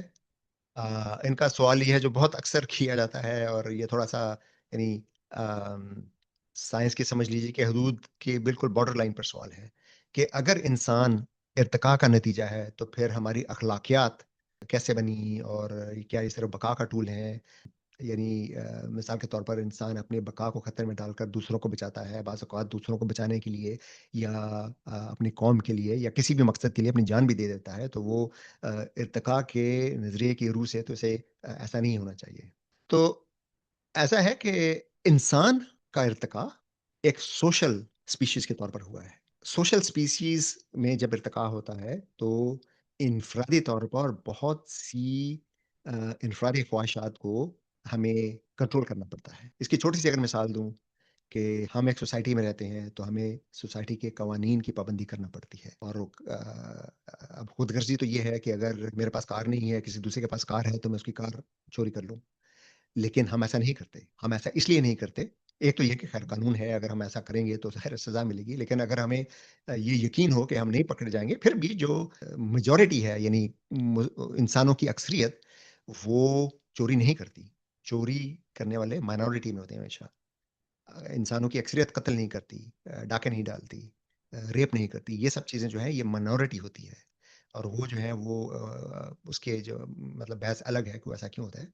लेकिन ये अखलाकियात एक स्टेबल सोसाइटी को कायम रखने के लिए ज़रूरी हैं, और इंसानी अखलाकियात इंसान के शऊर के साथ-साथ इर्तिका पज़ीर हुई हैं। इंसान चूँकि बहुत ज़्यादा ज़हीन है बाकी जानवरों की निस्बत, और बहुत ज़्यादा सोशल है बाकी जानवरों की निस्बत, इसलिए इंसान ने तजुर्बे से ये सीखा है कि अगर हमें मिसाल दूँ आज से लाखों साल पहले की, जब अभी होमो सेपियन नए-नए इर्तिका पज़ीर हुए थे, यानी आज से 2 लाख साल पहले, 2.5 लाख साल पहले, तब भी इंसान यानी होमो सेपियंस एक ग्रोह की शक्ल में, एक टीम की शक्ल में बहुत बड़े-बड़े जानवरों का शिकार करते थे। अब बड़े जानवर का शिकार करने के लिए इसमें सबका फ़ायदा है अगर शिकार हो जाए, लेकिन उसके लिए एक स्ट्रैटेजी की ज़रूरत है, और वो स्ट्रैटेजी क्या है कि अम, हम एक जो असूल बनाए हैं शिकार के, उनकी पाबंदी करेंगे। एक जो लीडर है हमारे टीम का, उसके डायरेक्शन, उसके हुक्म की पाबंदी करेंगे। ये सारे कवानीन अगर नहीं होते, तो इंसान की बका मुमकिन ही नहीं थी। तो इंसानी अखलाकियात का इर्तिका इंसानी बका के लिए ज़रूरी था। आज ये ज़रूरी है या नहीं वो अलग बहस है, लेकिन इंसान की बका के लिए, इंसान की एज़ अ स्पीशीज़ बका के लिए अखलाकियात का इर्तिका ज़रूरी था, क्योंकि अखलाकियात ही एक स्टेबल सोसाइटी बनाती हैं, और एक स्टेबल सोसाइटी इंसान की बका के लिए ज़रूरी है। अकेला इंसान आज शायद जिंदा रह ले, आज भी शायद जिंदा नहीं रह सकता, लेकिन आज से 1 लाख 2 लाख साल पहले अकेला इंसान जिंदा नहीं रह सकता था। इंसान की बका के लिए टीम जरूरी थी, एक मुआशरा जरूरी था जिसमें एक दूसरे की मदद की जाए। अगर मैं ये चाहता हूं कि लोग मेरी मदद करें, तो उसके लिए ज़रूरी है कि मैं भी लोगों की मदद करूं। अगर मुझे किसी मदद की ज़रूरत है और कोई अ, शख्स आके मदद कर देता है, तो ये कहना ज़रूरी नहीं होता कि जब उस शख्स को ज़रूरत होगी तो मैं भी उसकी मदद करूँगा। ये अंडरस्टूड होता है। ये यानी एक बुनियादी एक तसव्वुर होता है कि हम एक-दूसरे की मदद करेंगे। अगर उस शख्स को जब मदद की ज़रूरत हो, मैं उसकी मदद उस वक़्त ना करूँ और खुद गर्ज़ी दिखाऊँ, तो आइंदा क्या होगा कि जब मुझे ज़रूरत पड़ेगी, जब मेरे पीछे कोई जंगली जानवर भाग रहा है और वो मुझे ज़रूरत है कि कोई दूसरा शख्स उस जंगली जानवर को मारे या उसे डरा के भगा दे, उस वक़्त कोई मेरी मदद को नहीं आएगा। और जिन लोगों ने अखलाकियात की पाबंदी नहीं की लाखों साल पहले होमो सेपियंस में, वो बहुत जल्द खत्म हो गए और वही लोग बच रहे जो अखलाकियात की पाबंदी करते थे। तो इनफरादी तौर पर किसी शख्स का किसी मकसद के लिए कुर्बानी देना, ये उसी इर्तिकाई प्रोसेस का नतीजा है, जिसमें इंसान ने ये सीखा है कि खुदगर्ज़ी करना मुआशरे के लिए दुरुस्त नहीं है और मुआशरा अगर ख़त्म हो जाए तो इंसान की बका भी ख़त्म हो जाती है। ये जो अ, दूसरों की मदद करने का जो जज़्बा है, ये इंसानी बका की ज़मानत बना, इसलिए ये हमारे जीन्स में है। यानी हमारा जो एक फ़ितरी रवैया है, उसमें दूसरों की मदद करना, जिसे रेसिप्रोकल अल्ट्रुइज़्म कहा जाता है, यानी एक-दूसरे से ताउन करना। ये हमारे जीन्स में है। और उसकी बुनियादी वजह यही है कि जिन लोगों ने खुदगर्ज़ी दिखाई आज से लाखों साल पहले, वो अब इस दुनिया में, यानी उनके जीन्स अब इस दुनिया में नहीं रहे। इस पे बहुत लंबी बहस हो सकती है, लेकिन मेरे ख़्याल में ये इसको हम यहीं पे रोक देते हैं। अच्छा जी, अगला सवाल जो है वो मोहम्मद फ़हीम आफ़ाक साहब का है। ये जनूबी वज़ीरिस्तान से इन्होंने सवाल किया है। और इन्होंने बहुत से सवाल किए थे, लेकिन मैंने उनसे दरख्वास्त की थी कि आप सिर्फ़ एक सवाल सेलेक्ट कर लें। तो उन्होंने जो सवाल सेलेक्ट किया है, वो यही है कि क्या इंसान बंदर से बना है? और अगर ऐसा है तो आज बंदर इंसान क्यों नहीं बन रहे? तो इस बात पर तो साइंस की दुनिया में बहुत बहस होती है, बहुत दफ़ा इसे हम डिस्कस कर चुके हैं कि ये तसव्वुर, साइंस का तसव्वुर नहीं है कि इंसान चिंपैंज़ी से बना है। इर्तिका का मतलब ये नहीं है कि हर जानवर को बिलाखिर इंसान बनना है। इर्तिका का मकसद कोई नहीं होता। इर्तिका एक फ़ितरी प्रोसेस है। फ़ितरी प्रोसेसेस का मकसद कोई नहीं होता। फ़ितरी प्रोसेसेस के नताइज होते हैं। फ़ितरी प्रोसेस क्या है? इसके हम नेचुरल सिलेक्शन या फ़ितरी चुनाव कहते हैं कि किसी भी नौ में एक तनव्वुع होता है अफ़राद में, और उस तनव्वुع की वजह से कुछ अफ़राद की माहौल से मुताबिकत कम होती है और कुछ से ज़्यादा होती है। तो जिन अफ़राद की माहौल से मुताबिकत ज़्यादा होती है, वो अगली नस्ल ज़्यादा कामयाबी से पैदा करते हैं और उन्हीं की नस्ल आगे चलती है। इसलिए हर नौ में वक़्त के साथ-साथ एक तो तब्दीली आती रहती है और दूसरा उस नौ में माहौल से मुताबिकत बढ़ती जाती है। जिस नौ में माहौल से मुताबिकत ना बढ़े, वो नौ मदूम हो जाती है। इसलिए हम जानते हैं कि जितनी अनवा अब तक इर्तिका पज़ीर हुई, उनमें से 99.9% से भी ज़्यादा मादूम हो चुकी हैं। का मकसद ना तो इंसान बनाना है, ना इर्तिका का मकसद बंदरों को इंसान बनाना है, ना इर्तिका का मकसद किसी दूसरी नौ को इंसान बनाना है। इर्तिका का कोई मकसद नहीं है, लेकिन इर्तिका का नतीजा ये होता है कि अनवा की माहौल से मुताबिकत बढ़ती है। मौजूदा बंदर भी इर्तिका के ज़रिए ही मौजूदा हालत तक पहुँचे हैं। इंसान भी इर्तिका के ज़रिए ही मौजूदा हालत तक पहुँचे हैं, और बाकी जो जानवर हैं, शेर हो, चीता हो, कुत्ता हो, बिल्ली हो, ये तमाम के तमाम इर्तिका के प्रोसेस से ही मौजूदा हालत तक पहुँचे हैं। तो ये तसव्वुर क्रिएशनिस्ट हज़रात का पैदा करता है कि साइंस कहती है कि इंसान बंदर से बना। साइंस ऐसा कुछ नहीं कहती, और ये वज़ाहत तकरीबन हर चंद दिन बाद करना पड़ती है कि ऐसा नहीं है कि किसी बंदर के यहाँ कोई बच्चा पैदा हुआ जो इंसान था, ऐसा इर्तिका ऐसे नहीं होता। कोई नौ किसी दूसरी नौ के बच्चे को जन्म नहीं देती। वक़्त के साथ-साथ तब्दीली होती जाती है। तो इंसान और चिंपैंज़ी, मौजूदा चिंपैंज़ी जो है, तकरीबन 7, 8, 9 मिलियन साल पहले इनके अजदाद कोई मुश्तरका नौ थी जो अब इस दुनिया में नहीं है। उसमें फिर ये हुआ कि ये आबादी 2 इलाकों में बँट गई जिनका आपस में कोई राता नहीं था।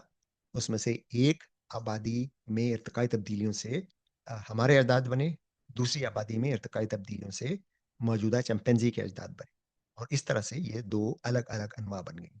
बंदर आज क्यों मौजूद हैं? इसलिए कि बंदर भी इर्तिका के प्रोसेस से ही मौजूदा हालत तक पहुंचे।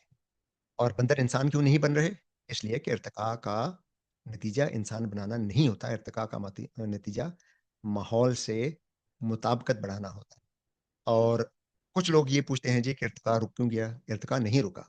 इंसान भी जिन्याती तौर पर तब्दील हो रहे हैं, अ, बंदर भी जिन्याती तौर पर तब्दील हो रहे हैं, हर नौ जिन्याती तौर पर तब्दील हो रही है। और उसकी आसान मिसाल ये है कि आप मज़हबी नुक्ता नज़र से देखें या आप साइंसी नुक्ता से नज़र से देखें, दोनों नुक्ता नज़र से हम ये तो कह सकते हैं कि इंसान इब्तदाई इंसान की शक्ल सूरत ज़ाहिर है सबकी एक सी थी, लेकिन फिर जब इंसान दुनिया में फैले, तो मुख्तलिफ़ इलाकों में मुख्तलिफ़ मकामी हालात की वजह से और मुख्तलिफ़ सिलेक्शन प्रेशर्स की वजह से वहाँ पे मकामी लोगों की शक्ल सूरत मुख्तलिफ होती गई। आज अफ्रीका में रहने वाले इंसानों की शक्ल सूरत है, यूरोप में जो इंसान रहते हैं उनकी शक्ल सूरत मुख्तलिफ है, बरसगरी में जो रहते हैं उनकी शक्ल सूरत मुख्तलिफ है, जो मशरकी एशिया में रहते हैं जैसे चीन है, वियतनाम है, उन लोगों की शक्लें मुख्तलिफ हैं। तो मुख्तलिफ इलाकों में रहने वाले इंसानों की शक्लें वक़्त के साथ-साथ मुख्तलिफ हो गई हैं, जो इस बात का सबूत है कि वक़्त के साथ-साथ जीनियाती तब्दीलियाँ होती रहती हैं।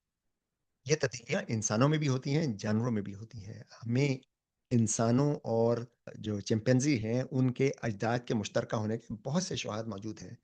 उस बारे में साइंस की दुनिया के अलग से वीडियोज़ मौजूद हैं। वो आप देखिए, उसमें ये तफ़सील मिल जाएगी। तो अगले सवाल की तरफ चलते हैं। अगला सवाल है मारवी भट्ट साहबा का, और इनका सवाल ये है कि इंसान में शदीद किस्म की टेंशन हो, हाथ-पाँव काँपने लगते हैं, तो इसके क्या नतीजे होते हैं? तो ये कैफ़ियत दरअसल टेंशन या समझ लीजिए कि बहुत ज़्यादा स्ट्रेस का नतीजा होती है, जिसके नतीजे में इंसान फ़ाइट या फ़्लाइट यानी या लड़ो या भाग जाओ। तो अगर आप जानवरों में देखें, तो अगर उन्हें कोई खतरा महसूस हो, तो उनका पहला रद्द-ए-अमल होता है भाग जाना। इसे कहते हैं फ़्लाइट। फ़्लाइट का मतलब उड़ना नहीं है, फ़्लाइट का मतलब वहाँ से रफू-चक्कर हो जाना। और अगर जानवर के पास भागने का मौका ना हो या जानवर को ये एहसास हो कि वो इस खतरे का मुकाबला करके जीत सकता है, तो फिर जानवर लड़ाई करता है, यानी वो फाइट का रिस्पॉन्स होता है। दोनों सूरतों में बहुत ज़्यादा एनर्जी की ज़रूरत होती है, इसलिए जिस्म उस भागने या लड़ने के लिए तैयार होता है, तो हमारा दौरान खून अंदरूनी अज़ा से कम हो जाता है और मसल्स की तरफ ज़्यादा हो जाता है। इसके अलावा जिसमें स्ट्रेस हार्मोन्स ज़्यादा हो जाते हैं, और स्ट्रेस हार्मोन अगर एक हद से बढ़ जाएँ तो उसका नतीजा ये होता है कि मेटाबॉलिज़्म मसल्स में इतना ज़्यादा बढ़ जाता है कि उससे फिर हाथ-पाँव काँपने लगते हैं।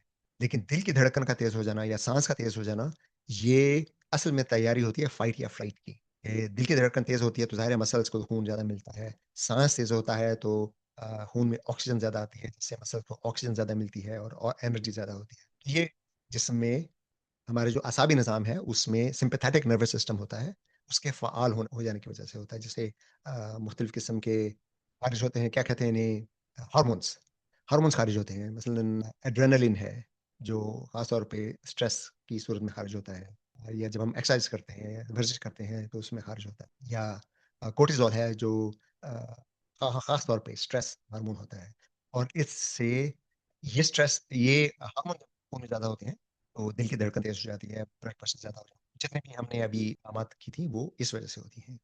अगर ये हालत कभी-कभी हो, जैसे मैंने अर्ज़ किया था कि जानवरों में अगर उन्हें खतरा महसूस हो, जैसे कोई बड़ा जानवर आ गया है, तो फ़ौरन भागने की कोशिश करते हैं। अगर भागने की का मौका ना हो, तो फिर वो लड़ने को तैयार हो जाते हैं। तो ऐसा अगर कभी-कभार हो, तो इसका कोई मुस्तकिल नुकसान नहीं होता है। लेकिन अगर टेंशन मुस्तकिल हालत में हो, खतरे की जो खतरे का एहसास है मुस्तकिल हालत में हो, ये जो हार्मोन्स हैं, एड्रेनालिन टाइप के, ये फिर नुकसान देते हैं।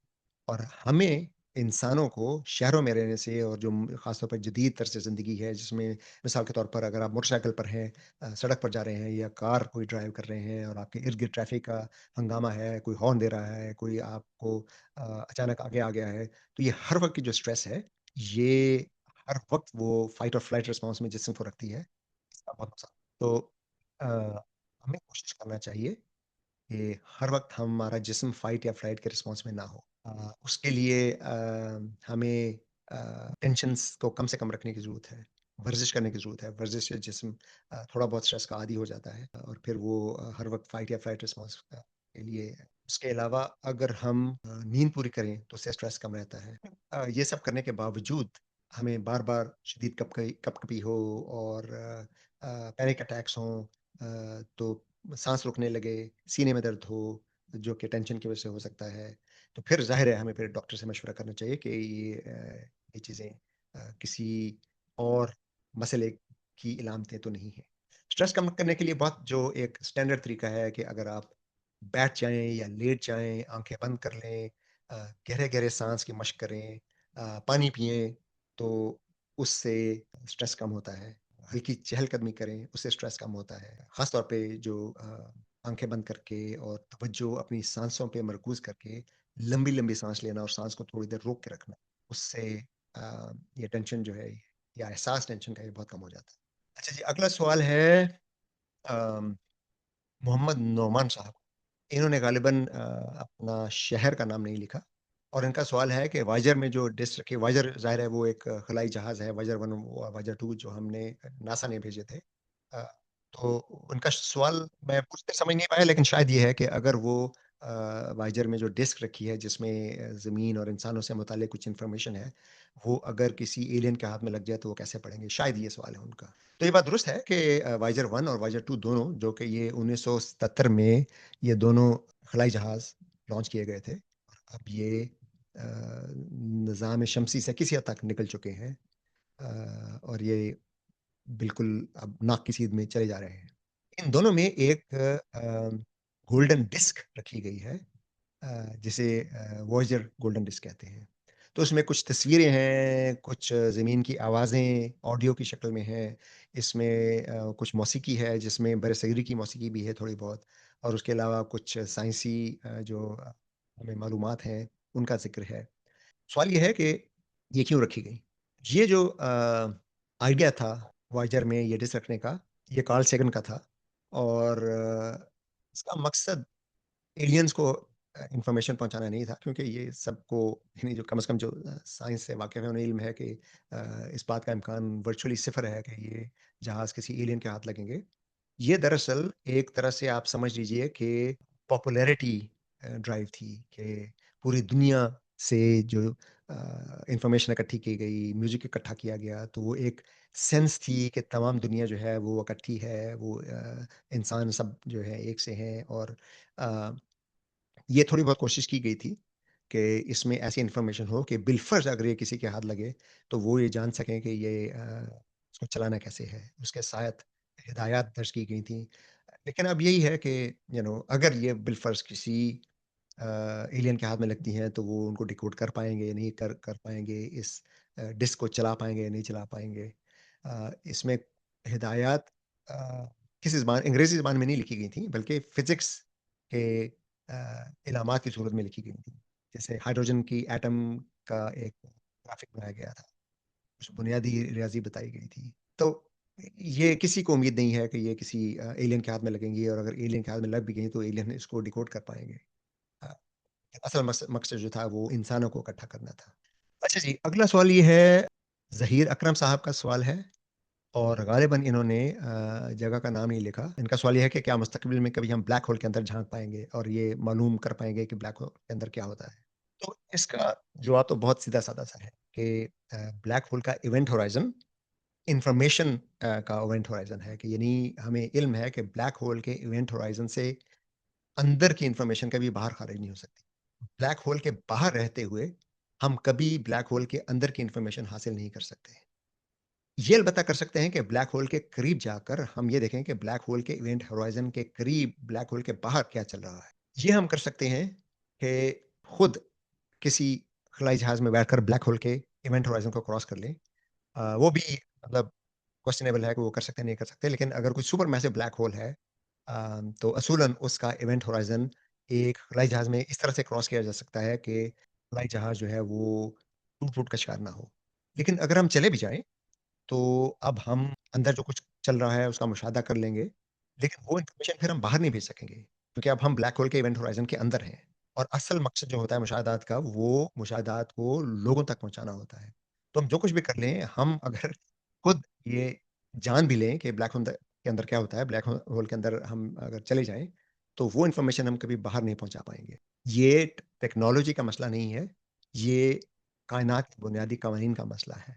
कम से कम आज हमारे पास जो समझ है कायनात की, उसकी रूह से ये मुमकिन नहीं है कि हम ब्लैक होल अंदर के अंदर जाके उसकी इन्फॉर्मेशन जो है वो बाहर ट्रांसमिट कर सकें। अच्छा, अगला सवाल जो है वो अदीला साहिबा का है, उन्होंने शहर का नाम नहीं लिखा और उनका सवाल ये है कि ग्लोबल वार्मिंग जो बढ़ रही है, क्या उसका इलाज ये मुमकिन है कि ज़मीन से बहुत दूर अगर हम खला में चले जाएँ, तो वहाँ का दर्जा हरारत बहुत कम होता है, तो वहाँ से कुछ प्यूठन लेकर हम ज़मीन तक पहुँचा दें, जैसा कि एसी काम करता है। तो जी नहीं, ऐसा ऐसा मुमकिन नहीं है। उसके लिए हमें एक तो ये समझना है कि ठंड नाम की कोई चीज़ नहीं होती। साइंस में ठंड का लफ्ज़ या गर्मी का लफ्ज़ इस्तेमाल नहीं होता, साइंस में दर्जा हरारत का लफ्ज़ इस्तेमाल होता है। तो स्पेस का दर्जा हरारत डिफ़ाइन नहीं है। दर्जा हरारत सिर्फ़ मादी अशिया का डिफ़ाइन होता है। यानी दर्जा हरारत की डेफ़िनिशन क्या है? दर्जा हरारत की डेफ़िनिशन ये है कि एटम या मॉलिक्यूल्स की एवरेज काइनेटिक एनर्जी यानी औसत हरकी तवानाई को हम दर्जा हरारत कहते हैं। और स्पेस में अगर कोई एटम मौजूद नहीं है, कोई मॉलिक्यूल मौजूद नहीं है, तो दर्जा हरारत का कोई डेफ़िनिशन ही मौजूद नहीं है। तो ये कहना कि वहाँ पर ठंड होती है, ये बिल्कुल गलत बयान है। दर्जा हरारत अलबत्ता हम ये कह सकते हैं कि अगर हम कहीं स्पेस में चले जाएँ, तो हमारा दर्जा हरारत क्या होगा? वो एक अलग बहस है। तो हमारा दर्जा हरारत जो है वो 2.75 केल्विन के आस-पास होगा। वो इसलिए कि स्पेस में हर जगह कॉस्मिक बैकग्राउंड रेडिएशन हैं, जो कि माइक्रोवेव फोटॉन्स हैं। उन फोटॉन्स की एनर्जी इतनी है कि वो अगर किसी जिस्म पर पड़ें और उसमें जज़्ब हों, तो उस जिस्म का औसत दर्जा हरारत तकरीबन 2.73 2.75 केल्विन के आसपास होगा। लेकिन इसे स्पेस का दर्जा हरारत नहीं कहा जाता, इसे स्पेस में मौजूद किसी जिस्म का दर्जा हरारत कहा जाएगा। और चूँकि स्पेस का दर्जा हरारत डिफ़ाइन नहीं है, इसलिए ये मुमकिन नहीं है कि स्पेस से कुछ चीज़ हम लेके ज़मीन पर ले आएँ, तो ज़मीन का दर्जा हरारत कम हो जाएगा। हमें ये करना है कि ज़मीन से हरारत को ख़ारिज करना है और वो ख़ारिज करने के तरीके जो हैं, वो बहुत से हैं। एक तो यही है कि इंफ्रारेड फ़ोटॉन्स की सूरत में से ख़ारिज किया जाए। उसके लिए हमें ज़रूरत बाहर से कोई चीज़ लाने की नहीं है, बल्कि ये है कि हमारे कुर्रा हवाई में जो ऐसे एटम या मॉलिक्यूल हैं जो हरारत को जज़्ब करते हैं, जिन्हें हम ग्रीन हाउस गैसेस कहते हैं, यानी कार्बन डाइऑक्साइड या मीथेन या हवा में जो नमी है, नमी भी ग्लोबल वार्मिंग का बायस बनती है, इसलिए कि पानी के मॉलिक्यूल भी फोटॉन्स को मुनक्किस करते हैं, यानी जो इंफ्रारेड फोटॉन्स हैं उनको मुनक्किस करते हैं। उसका आसान सा अगर आपने सबूत देखना हो, तो आपने देखा होगा कि खास तौर पर सर्दियों में रात के वक़्त अगर बादल हों, तो उस सुबह को टेम्परेचर कुछ ज़्यादा होता है और अगर बादल ना हो, मतलब साफ़ हो, तो दर्जा हरारत कम होता है। उसकी वजह यही है कि अगर रात के वक़्त ज़ाहिर है ज़मीन दिन भर तो गर्म होती है सूरज की शुआओं की वजह से। रात को जब सूरज की शुआएँ नहीं होती, तो ज़मीन अपनी हरारत इंफ्रारेड फोटॉन्स की सूरत में ख़ारिज करती है और वो उनके अखराज की वजह से ज़मीन का सतह का दर्जा हरारत कम हो जाता है सुबह के वक़्त। अगर बादल हों, तो बादलों से ये फोटॉन्स, इंफ्रारेड फोटॉन्स मुनक्किस होके वापस ज़मीन की तरफ आ जाते हैं। इसलिए बादल अगर हों, तो उस दिन दर्जा हरारत कुछ ज़्यादा होता है, जिसे हम कहते हैं कि सर्दी कुछ कम है। तो ग्लोबल वार्मिंग कम करने के लिए बाहर से कुछ लाने की ज़रूरत नहीं। कुर्रा हवाई में जो ग्रीन हाउस मॉलिक्यूल्स हैं, उनको कम करने की ज़रूरत है और उसके बहुत से तरीके हैं, वो एक अलग बहस है। अच्छा जी, अगला सवाल जो है वो सफ्दर साहब का है और इनका सवाल ये है कि अ ये थोड़ा साइंस का सवाल नहीं है वैसे, लेकिन मैं थोड़ा अपने अर्ज़ किए देता हूँ। इनका सवाल ये है कि क्या इंसान को जिन्नात कंट्रोल कर सकते हैं, नहीं कर सकते? यानी अगर किसी पे कुछ ऐसा दौरा पड़े जिसे हम कहते हैं कि वो उस पे जिन का साया तब्दील हो जाती है, ताकत बहुत बढ़ जाती है। तो वो ये सवाल है कि क्या ये साइंस इसकी कैसे वज़ाहत करती है? तो अर्ज़ ये है कि जिन्नात का जो तस्वुर है वो एक मज़हबी तस्वुर है, उसका ताल्लुक हमारे अकायद से है। साइंस में जिन्नात का कोई तस्वुर नहीं है और अकायद में भी जिन्नात के बारे में ये तस्वुर कहीं नहीं है कि जिन्नात इंसान पर हावी हो जाता है या इंसान पे कब्ज़ा कर लेते हैं या जिन्नात का साया हो जाता है। ये सब तोहमात हैं और बदकिस्मती हमारी ये है कि इन तोहमात को मज़हब के साथ मुंसलिक कर दिया जाता जाता है और फिर अगर कोई चीज़ मज़हब के साथ मुंसलिक हो गई है, तो फिर उसको डिस्कस करना भी उसकी हौसला शिकनी की जाती है और कुछ लोग तो बाकायदा कुफ़्र के फ़तवे लगा देते हैं, जो हमारी इंतहाई बदकिस्मती है कि उसकी वजह से लोग सवाल करने से भी घबराते हैं।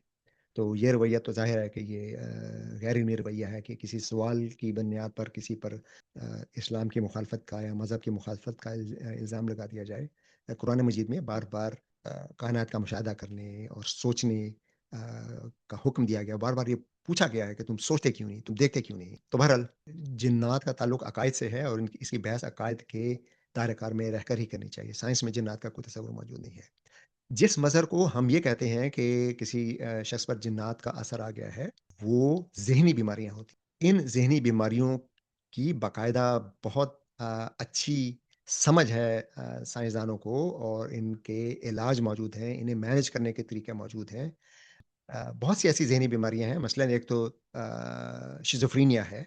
ये एक ज़हनी बीमारी है जो बहुत हद तक जीनियाती होती है, लेकिन जीनियात के अलावा भी कुछ लोगों में शिज़ोफ्रेनिया हो सकता है और इसमें इंसान के ज़हन में जो ख़यालात चल रहे होते हैं, हमें ये इल्म होता है कि ये ख़यालात हमारे ज़हन में, जैसे मैं अगर ये तसव्वुर करूँ, मैं इस वक़्त अपने घर बैठा हूँ, मैं अगर ये तसव्वुर करूँ कि मैं बिलफ़र्ज़ दुबई में कोई क्रिकेट मैच देख रहा हूँ, तो ज़हन में मैं ये तसव्वुर कर सकता हूँ। लेकिन मुझे ये भी इल्म होगा कि ये मेरे ज़हन में चल रहा है, ये बाहर कहीं नहीं है। या मैं ये तसव्वुर करूँ कि वालिद जो फ़ौत हो चुके हैं, मैं उनके साथ बातचीत कर रहा हूँ, तो ज़हन में मैं बिल्कुल तसव्वुर कर सकता हूँ। लेकिन मुझे ये इल्म है कि ये मेरे ज़हन में है, कहीं बाहर नहीं है। जो लोग शिज़ोफ्रेनिया के मरीज़ होते हैं, उनमें ये तफ़रीक ख़त्म हो जाती है कि ये काम हमारे ये जो तसव्वुर है, ये मेरे ज़हन में है या बाहर हो रहा है। तो जो उनके ज़हन में चल रहा होता है, वो ये समझते हैं कि वो ये बाहर हो रहा है। तो जिन लोगों को जिन्नात नज़र आते हैं या चुड़ैलें नज़र आती हैं या और कोई खौफ़नाक चीज़ें नज़र आती हैं, जो दूसरों को नज़र नहीं आती, वो शिज़ोफ्रेनिया होता है।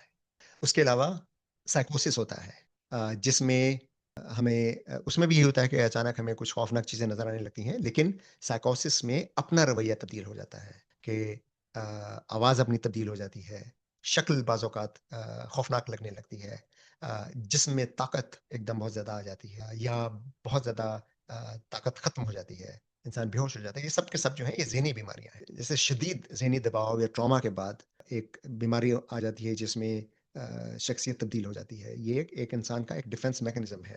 आवाज़ बंद हो जाना, आवाज़ का तब्दील हो जाना, ख़ास तौर पर मर्दाना आवाज़ का ज़नाना बन जाना या ज़नाना आवाज़ का मर्दाना बन जाना ये इन्हीं बीमारियों का नतीजा होता है। तो आवाज़ की जहाँ तक बात है तो आपको इल्म है कि आवाज़ का ताल्लुक फ्रीक्वेंसी से होता है और फ्रीक्वेंसी इंसानी आवाज़ की फ्रीक्वेंसी हमारा जो लिरिक्स है या वॉइस बॉक्स है जिसे हम अपनी आवाज़ पैदा करने का आला कहते हैं, उसमें जो फ़ोल्ड्स होती हैं उनके थरथराने से आवाज़ पैदा होती है। और इनमें इतनी काबिलियत होती है कि वो बाज़ औक़ात शदीद टेंशन की वज़ह से सिकुड़ जाती हैं, जिससे आवाज़ भारी हो जाती है या वो फ्लेक्सिबल हो जाती हैं, जिससे आवाज़ तब्दील हो जाती है। तो आवाज़ का तब्दील हो जाना किसी साये के बायस नहीं होता। एक शदीद टेंशन या ज़हनी बीमारी या इसकी और बहुत सी वजूहात हो सकती हैं। जिस तरह पैनिक अटैक है या एंग्ज़ायटी अटैक है, जिसमें एड्रेनालिन बहुत ज़्यादा बढ़ जाता है, उससे मसल्स टाइट हो जाते हैं और जो हमारे नखरे के मसल्स हैं, वो भी टाइट हो जाते हैं, उससे आवाज़ की टोन बदल जाती है। तो ऐसे बहुत सी तबाही तब्दीलियाँ हैं, जिनकी वजह से आवाज़ तब्दील हो सकती है। इसके अलावा मिर्गी में ये तमाम तजुर्बात होती हैं। मिर्गी में ख़ास तौर पे जो टेम्पोरल लोब एपिलेप्सी होती है, यानी वो मिर्गी जो दिमाग के इस हिस्से में किसी गैर मामूली फायरिंग की वजह से पैदा होने लगती है। उसमें बाज़ औक़ात ये महसूस होने लगता है इंसान को कि इंसान किसी बहुत बड़े प्रोजेक्ट का हिस्सा है। इंसान बहुत ज़्यादा अहम है, उसे बहुत ज़्यादा इल्म मिल गया है अचानक, उसकी आवाज़ तब्दील हो जाती है, उसे अचानक पसीना आने लगता है, उसे हर चीज़ गैर मामूली लगने लगती है, बाज़ औक़ात अपना जिस्म बहुत बड़ा लगने लगता है या किसी दूसरे का जिस्म बहुत छोटा या बहुत बड़ा लगने लगता है। ये सब परसेप्शन में तब्दीली की वजह से होती हैं, जो दिमाग में न्यूरॉन्स की फायरिंग की तब्दीली की वजह से होती हैं।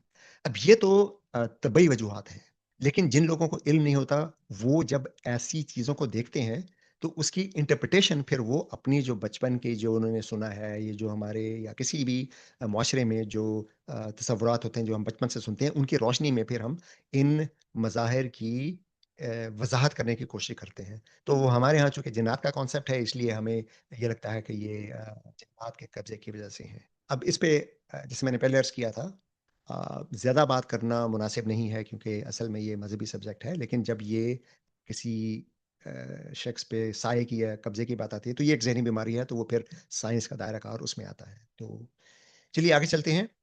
सेरा अलवी कराची से, उनका सवाल ये है कि वहाँ जो मौजूद मैग्नेट होते हैं, वो मुझे पता नहीं कि वो मैग्नेट किस चीज़ के सेंस में ले रही हैं। ये जो हमारे रेफ्रिजरेटर पे मैग्नेट लगे होते हैं, इनकी बात कर रही हैं या कोई बहुत ताकतवर मैग्नेट जो मेडिकल डिवाइसेज़ में होते हैं, बाज़ औक़ात जैसे एमआरआई की में होते हैं, उनकी बात कर रही हैं। लेकिन सवाल इनका ये है कि ये मैग्नेट जिस्म पर असर कर सकते हैं या नहीं कर सकते। तो एक तो बात याद रखने की ये है कि मैग्नेट असल में या जो मैग्नेटिज़्म है, मक़नातीसी जो है, ये इलेक्ट्रोमैग्नेटिज़्म एक जो बुनियादी फ़ोर्स है, उसका मज़हर है।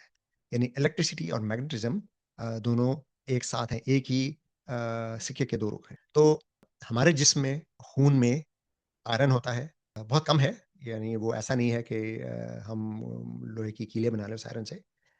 लेकिन आयरन होता है ख़ास तौर पे जो खून में जो सुर्ख़ हैं, ये सुर्ख़ जो हैं, ये आयरन की वज़ह से इसका रंग सुर्ख़ होता है। तो हमारे खून में आयरन मौजूद है जो मैग्नेट यानी आयरन का जो मॉलिक्यूल है, एटम है, वो मक़नातीसियत का असर कबूल करता है। लेकिन आम जो मैग्नेट हैं, जो हमारे जैसे मक़नातीस अगर हमारे फ्रिज पे लगा हुआ है या हमारे घर में छोटे-मोटे मक़नातीस हैं उनसे कोई फ़र्क नहीं पड़ता।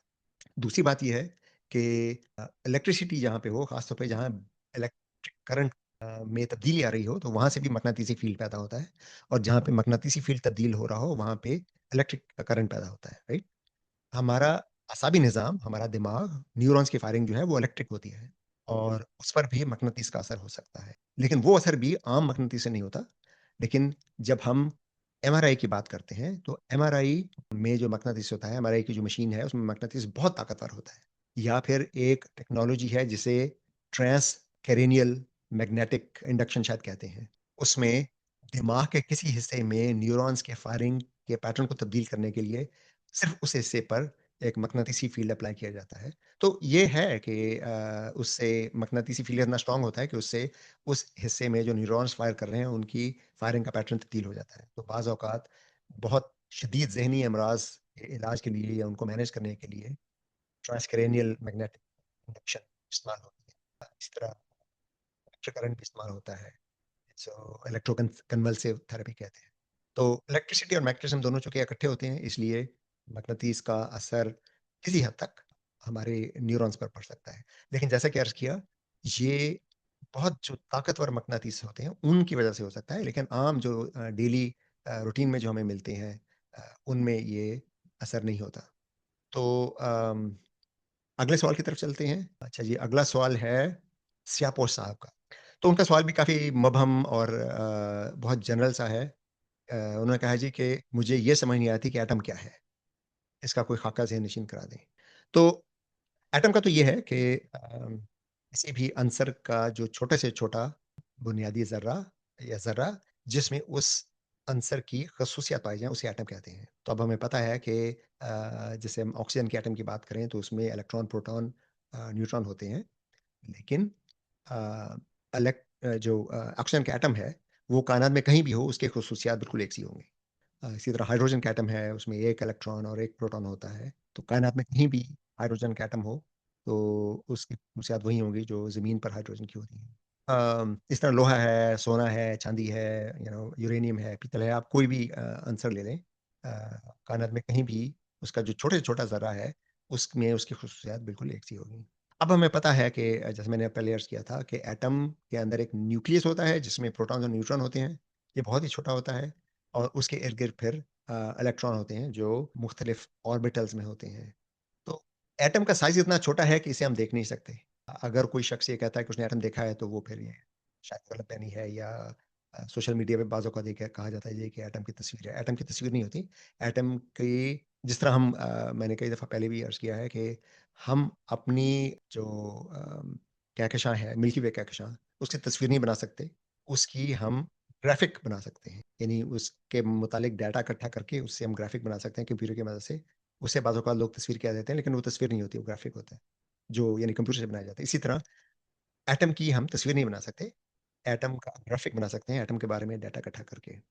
अब उसके बाद आपको ये खुद स्टडी करना है, इसलिए कि ये तसव्वुर थोड़ा-सा मुश्किल है समझने के लिए। लेकिन अगर आप फ़िज़िक्स या केमिस्ट्री की बुनियादी फ़िज़िक्स या बुनियादी केमिस्ट्री की कोई कोई भी किताब उठाएँ, तो उसमें आपको ये तफ़सील मिल जाएगी। मरकज़े में जो प्रोटॉन्स होते हैं, वो पॉज़िटिव चार्ज होते हैं, उसके इर्द-गिर्द जो इलेक्ट्रॉन होते हैं, वो नेगेटिव चार्ज होते हैं। जैसे मैंने पहले अर्ज़ किया था कि मुख्तलिफ़ अनासिर में एटम जो तश्कील है, उसमें प्रोटॉन्स और न्यूट्रॉन की तादाद मुख्तलिफ़ होती है।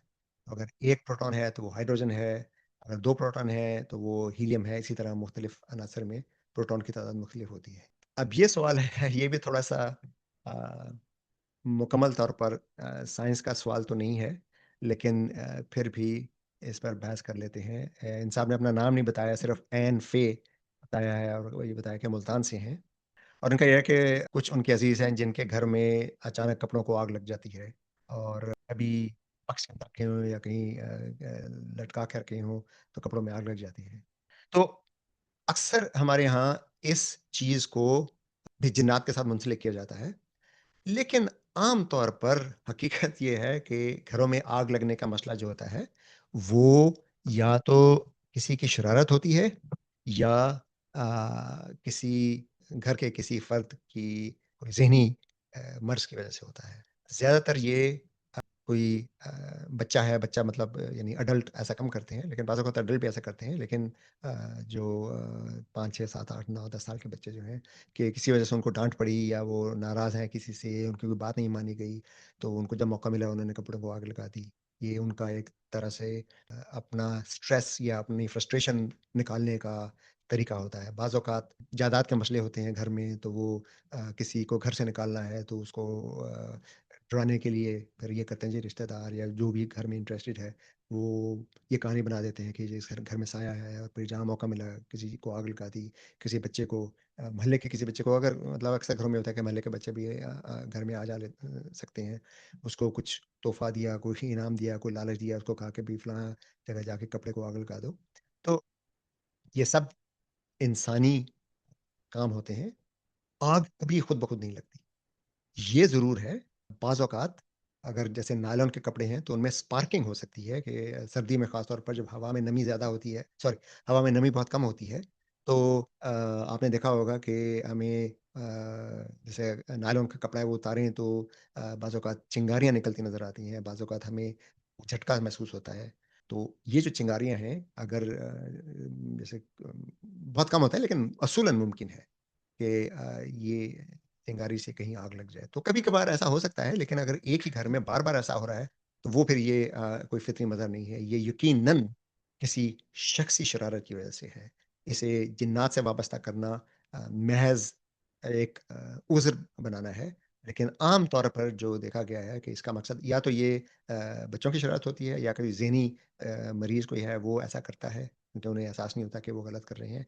या फिर ज़्यादातर जो होता है ये जायदाद के चक्कर में होता है कि किसी के घर पे कब्ज़ा करना है तो उसको आसान तरीका है कि उसको आप ये बता दें कि इसमें तो जिन्नात का साया है, यहाँ इंसान नहीं रह सकते, और फिर लोग डर के घर छोड़ जाते हैं तो फिर उस पे दूसरा आके कब्ज़ा कर लेता है। तो यही कुछ होता है, इसके अलावा और कुछ नहीं है। एक ये मुमकिन है कि बाज़ औक़ात अगर घर की वायरिंग बहुत पुरानी है, उसमें शॉर्ट हुआ है, उससे आग लग जाएगी। लेकिन वो फिर ज़ाहिर है कि वो बिजली के शॉर्ट से जो आग लगती है, उसका पता लग जाता है आपको, कहीं न कहीं शॉर्ट नज़र आ जाएगा। घर का फ्यूज़ उड़ जाएगा या बैटरी की वजह से कभी आग लग सकती है, तो उसमें भी आप ज़ाहिर है वो पता लग जाएगा कि यहाँ पे कोई सेल फ़ोन था, वो फट गया या ऐसा करोड़ों में एक होता है कि कोई सेल फ़ोन की बैटरी से आग लग जाए, ये आम आम चीज़ नहीं है। अ, लेकिन अगर एक जगह बार-बार हो रहा है, तो वो फिर शरारती होती है। अच्छा जी, अब इसके बाद अगला सवाल जो है वो ये भी साइंस का सवाल नहीं है। अगला सवाल है आमिर नवाज़ साहब का और इनका ये है जी कि डेरा इस्माइल खान से। तो उनका सवाल ये है कि साइंसी नुक्ता नज़र से जादू क्या है? तो जादू कोई चीज़ नहीं है। साइंस में अब हमें इतनी तो समझ है कि जो तबीई कवानीन हैं साइंस के, वो पूरी कायनात में कम से कम काबिल मुशाहिदा कायनात में हर जगह एक से हैं। अगर न्यूटन का कानून जो हरकत का कानून है कि कोई चीज़ साकन रहती है अगर जब तक उस पे फ़ोर्स ना लगे, तो कायनात में हर जगह एक सा है। अगर आपको ये लगता है कि कोई चीज़ अचानक उड़ने लगी है, तो उसकी यकीनन कोई ना कोई वजह है और वो वजह तभी है, उस पे कोई फ़ोर्स लगी है जिसकी वजह से वो उड़ उड़ रही है। ये मुमकिन है कि हमें इल्म ना हो कि उस पर कौन-सी फ़ोर्स लगी है, लेकिन हमें इल्म ना होना जादू नहीं है। हमें ना इल्म होने का मतलब सिर्फ़ ये है कि हमें इल्म नहीं है। तो उसकी आसान सी मिसाल दूँ कि पाकिस्तान में भी अक्सर ये होता है, भारत में आपने देखा होगा बहुत से टीवी प्रोग्राम पे ये जो जादूगर कहते हैं अपने आप को, वो जादू दिखाते हैं, चीज़ें गायब कर देते हैं, अचानक से चीज़ें उनके हाथ में आ जाती हैं। दूध का ग्लास है, उस पे कपड़ा रखते हैं, कपड़ा हटाते हैं तो दूध गायब होता है। ये जादू नहीं है, ये शोबदाबाज़ी है। और अगर आप उनसे पूछें और ख़ास तौर पे जो लोग प्रोफ़ेशनल होते हैं, वो खुद भी बता देते हैं कि शोबदाबाज़ी है, ये कोई जादू नहीं है, ये कायनात के किसी तबई कानून की खिलाफ़ वर्ज़ी नहीं हो रही, ये सिर्फ़ आपकी नज़रों को धोखा दिया जा रहा है। यानी आपकी जिसे हम हाथ की सफ़ाई कहते हैं कि आपकी तवज्जो किसी और तरफ बटा दी जाती है और फिर तेज़ी से, इंतहाई तेज़ी से और ये बहुत स्किल इसमें तो होती है, वो तो ज़ाहिर है कि हर शख़्स नहीं कर सकता। वो इतनी तेज़ी से काम होता है कि वो हमें पता नहीं चलता। और इस किस्म का जो जादू करते हैं, वो इंसानी नफ्सियात से और न्यूरो साइंस से बहुत अच्छी तरह वाकिफ़ होते हैं और उन्हें इल्म होता है कि इंसान की तवज्जो कैसे भटकाई जाती है। तो उसे जादू कहना दुरुस्त नहीं है, इसे हम अ, हाथ की सफाई कह लेते हैं, उसे हम शोधाबाज़ी कह लेते हैं और जो जैसे मैंने अर्ज़ किया था, ये प्रोफ़ेशनल जब ये काम करते हैं, तो वो बता देते हैं कि इसमें कोई किसी साइंसी कानून की खिलाफ़-वर्ज़ी नहीं हो रही और अब तो आप अगर यूट्यूब पे देखें या किसी भी सोशल मीडिया पे देखें ऐसे बहुत से यूट्यूब चैनल हैं, जहाँ पे वो आपको बता देते हैं ये जादू कैसे होता है। ये जो मैजिशियंस हैं, जादूगर हैं ये बाकायदा एक प्रोफ़ेशन है, इनकी बाकायदा ट्रेनिंग होती है और उस प्रोफ़ेशन के अपने एथिक्स हैं, उनके अपने अखलाकियात हैं। उनमें एक अखलाकियात का एक ये है कि वो ये ओथ लेते हैं, यानी वो कसम खाते हैं कि वो ये राज़ कभी नहीं खोलेंगे। लेकिन अब चूँकि सोशल मीडिया का दौर है और लोग अपना चेहरा छुपाकर वीडियो में ये बता देते हैं कि ये काम कैसे हो रहा है। तो ऐसे कई चैनल हैं जो आपको बता देते हैं कि साइंस का कोई सॉरी जादू का कोई जो खेल है वो कैसे हो रहा है। तो बाज़ औक़ात जादू में केमिस्ट्री इस्तेमाल होती है, यानी जब अचानक किसी जगह आग लग जाती है या कहीं आग नहीं है, वहाँ धुआँ निकल रहा है या आग लग रही है लेकिन कुछ जल नहीं रहा, तो ये तो केमिस्ट्री होती है सीधी-सीधी। बाकी का जादू जो है वो सिर्फ़ और सिर्फ़ धोखेबाज़ी है, उसमें ऐसा कुछ नहीं है। वो इंसान की अपनी तोहमात होती हैं। जैसे मैंने अभी जिन्नात के बारे में ज़िक्र किया था कि घर पे अगर कोई आग लगा रहा है तो वो जिन्नात का नाम लेके वो शायद जायदाद हथियाने का कोई चक्कर है। इसी तरह काला इल्म में भी यही होता है, जो काला जादू होता है, वो लोगों को खौफ़ दिलाया जाता है कि आपने जादू कर दिया है जी, कि ये घर जो है आपके लिए अब ठीक नहीं है। या इस घर में शयातीन हैं या घर में जिन्नात हैं। तो ये सब धोखाबाज़ी होती है, इसका कोई और इसका शिकार वही लोग होते हैं जिनके ज़हन में पहले से खौफ़ होता है कि ये काम कर रहा है। लेकिन एक कायनात में तबई कवानीन जो सारी कायनात में एप्लाई होते हैं, ये समझना किसी एक अनपढ़ जादूगर ज़्यादा अनपढ़ होते हैं, जो ख़ास तौर पे हमारे यहाँ जो जिनको जादूगर कहा जाता है ना, जो काला जादू करने का दावा करते हैं, वो अनपढ़ होते हैं। किसी अनपढ़ के कुछ लफ्ज़ बोल देने से एक तबई असूल मुअत्तल हो जाएगा उस जगह पे। ये मेरा नहीं ख़्याल कि कोई भी ज़हीन शख़्स इसको कबूल करेगा। और आपको पता है कि अगर आप मज़हब के नुक्ता नज़र से देखें, तो भी ये है कि अल्लाह ताला की मर्ज़ी के बगैर कोई काम नहीं होता। और कुछ लोग ये कहते हैं जी कि वो जादू भी अल्लाह की मर्ज़ी से होता है। भई अगर जादू अल्लाह अल्लाह की मर्ज़ी से हो रहा है, फिर तो अल्लाह की मर्ज़ी से हो रहा है, फिर जादूगर का तो कोई काम नहीं है उसमें। और अगर कोई शख़्स ये दावा करता है कि जादूगर के जादू के वो अल्फ़ाज़ बोल देने से या किसी तावीज़ में कुछ लिख देने से अल्लाह ताला ने अपना अपना फ़ैसला बदल दिया है, तो अल्लाह ताला अपना फ़ैसला किसी के लिए नहीं बदलता। ये जो जादूगर हैं, ये जाहिल हैं, इनको आप खुदारा नबी का दर्जा मत दीजिए। ये लोग जाहिल हैं और ये लोग धोखेबाज़ हैं। इनकी चालों को समझिए, इनसे मरऊब होकर और ख़ास तौर पर लोग मज़हब का नाम लेकर फिर हमें ब्लैकमेल करते हैं और ये कहते हैं जी कि अगर आपने इनकार कर दिया तो आप काफ़िर हो गए हैं। ऐसा कुछ नहीं है। अल्लाह की मर्ज़ी सिर्फ़ अल्लाह की मर्ज़ी है। वो जादूगर के कुछ कर देने से वो अल्लाह की मर्ज़ी तब्दील नहीं हो जाती।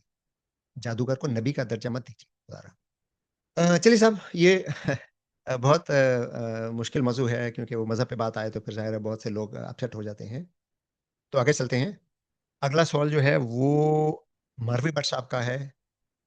इन्होंने सवाल किया है कि पैनिक अटैक के बारे में कुछ ज़रूर बताइएगा। तो ये भी बहुत ब्रॉड सवाल है, इसका तो पूरी किताबें लिखी जा सकती हैं, लेकिन मुख्तसरन ये अर्ज कर देता हूँ कि अचानक किसी वजह से खौफतारी हो जाए या घबराहट हो जाए, इसे हम पैनिक अटैक कहते हैं। और पैनिक पैनिक अभी जो हमने बात की थी जादू की और जिन्नात की, ये पैनिक अटैक का भी उससे ताल्लुक है कि बाज़ औक़ात पैनिक अटैक को भी जिन्नात का साया कह दिया जाता है। अ, पैनिक अटैक अचानक होता है और बेसिकली ये स्ट्रेस की वजह से होता है, और स्ट्रेस की वजह से जो स्ट्रेस हार्मोन्स हैं, कोर्टिसोल है या एड्रेनालिन है, नॉर एड्रेनालिन है, इनकी मिकदार एकदम बहुत ज़्यादा बढ़ जाती है। उससे बाज़ औक़ात ये लगता है कि इंसान को दिल का दौरा पड़ रहा है या वो मरने वाला है या उसका साँस बंद हो रहा है, या अचानक सीने में दर्द होने लगता है, या अचानक ताकत ख़त्म हो जाती है और इंसान को ऐसा लगता है कि उन्हें ढाल हो रहा है। बाज़ औक़ात लोग गिर जाते हैं, अपने बेहोशी का एहसास होने लगता है। बाज़ औक़ात उन्हें ये एहसास होने लगता है कि उन्हें अपने ऊपर कंट्रोल नहीं है।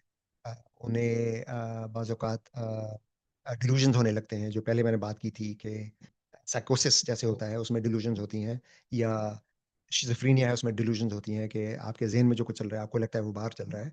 बाज़ औक़ात पैनिक अटैक से भी ऐसा होता है।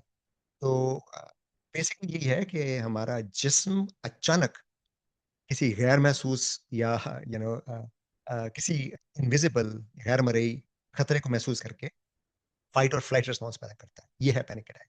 तो मतलब इसकी अब एक कोई वजह नहीं है, इसकी बहुत सारी वजूहात हो सकती हैं, लेकिन आम तौर पे ये होता है कि जिन लोगों में मुसलसल ज़हनी दबाव रहे या मुसलसल टेंशन रहे, गैर यकीनी की हालत रहे, जिनको माज़ी में को बहुत बड़ा ट्रॉमा हुआ हो, उन्हें ये पैनिक अटैक ज़्यादा होते हैं। और बाज़ औक़ात ऐसा होता है कि माज़ी में कोई ट्रॉमा हुआ, वो ट्रॉमा हमें याद नहीं है, लेकिन लाशऊरी तौर पर उसके असरात हमारे ज़हन में हैं, जो ये पैनिक अटैक्स पैदा करते हैं।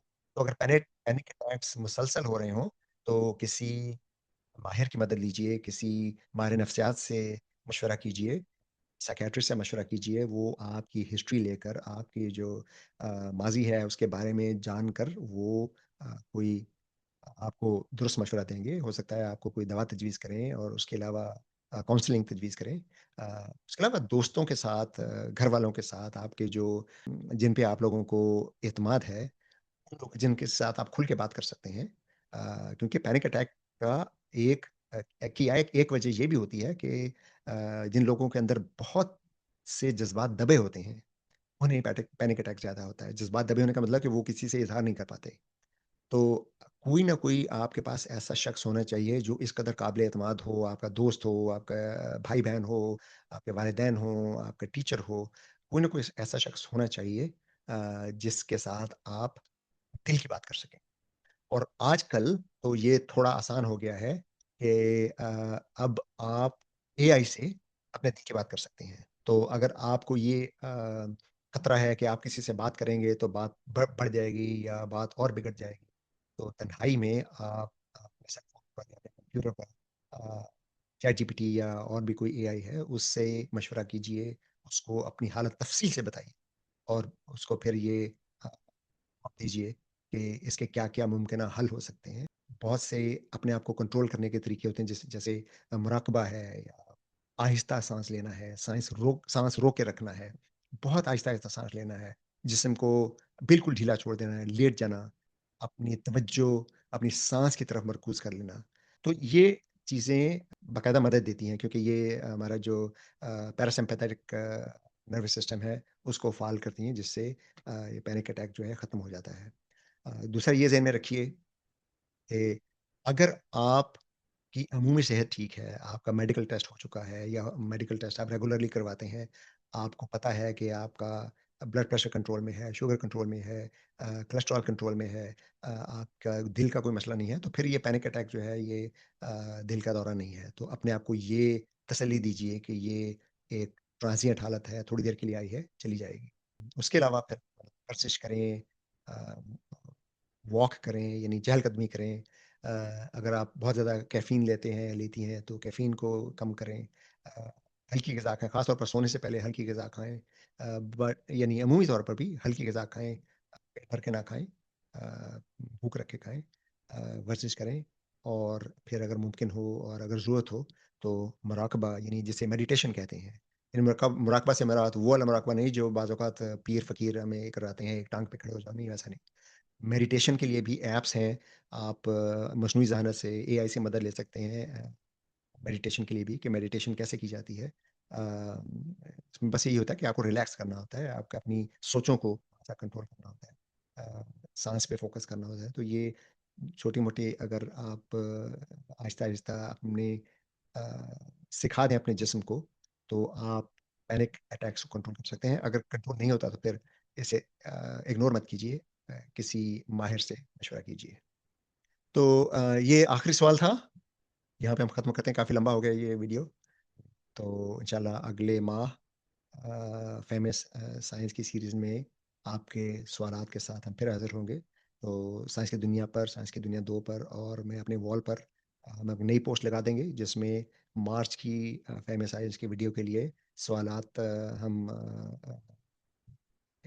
तो आपके ज़हन में कोई भी सवाल है ज़रूर उस पोस्ट पर कीजिएगा। मेरी पूरी कोशिश होगी कि तमाम सवालात का जवाब दे सकूँ। ख़्याल रखिएगा और रमज़ान का महीना आ रहा है तो आपको रमज़ान मुबारक और इंशाल्लाह ईद के बाद आपसे मुलाकात हो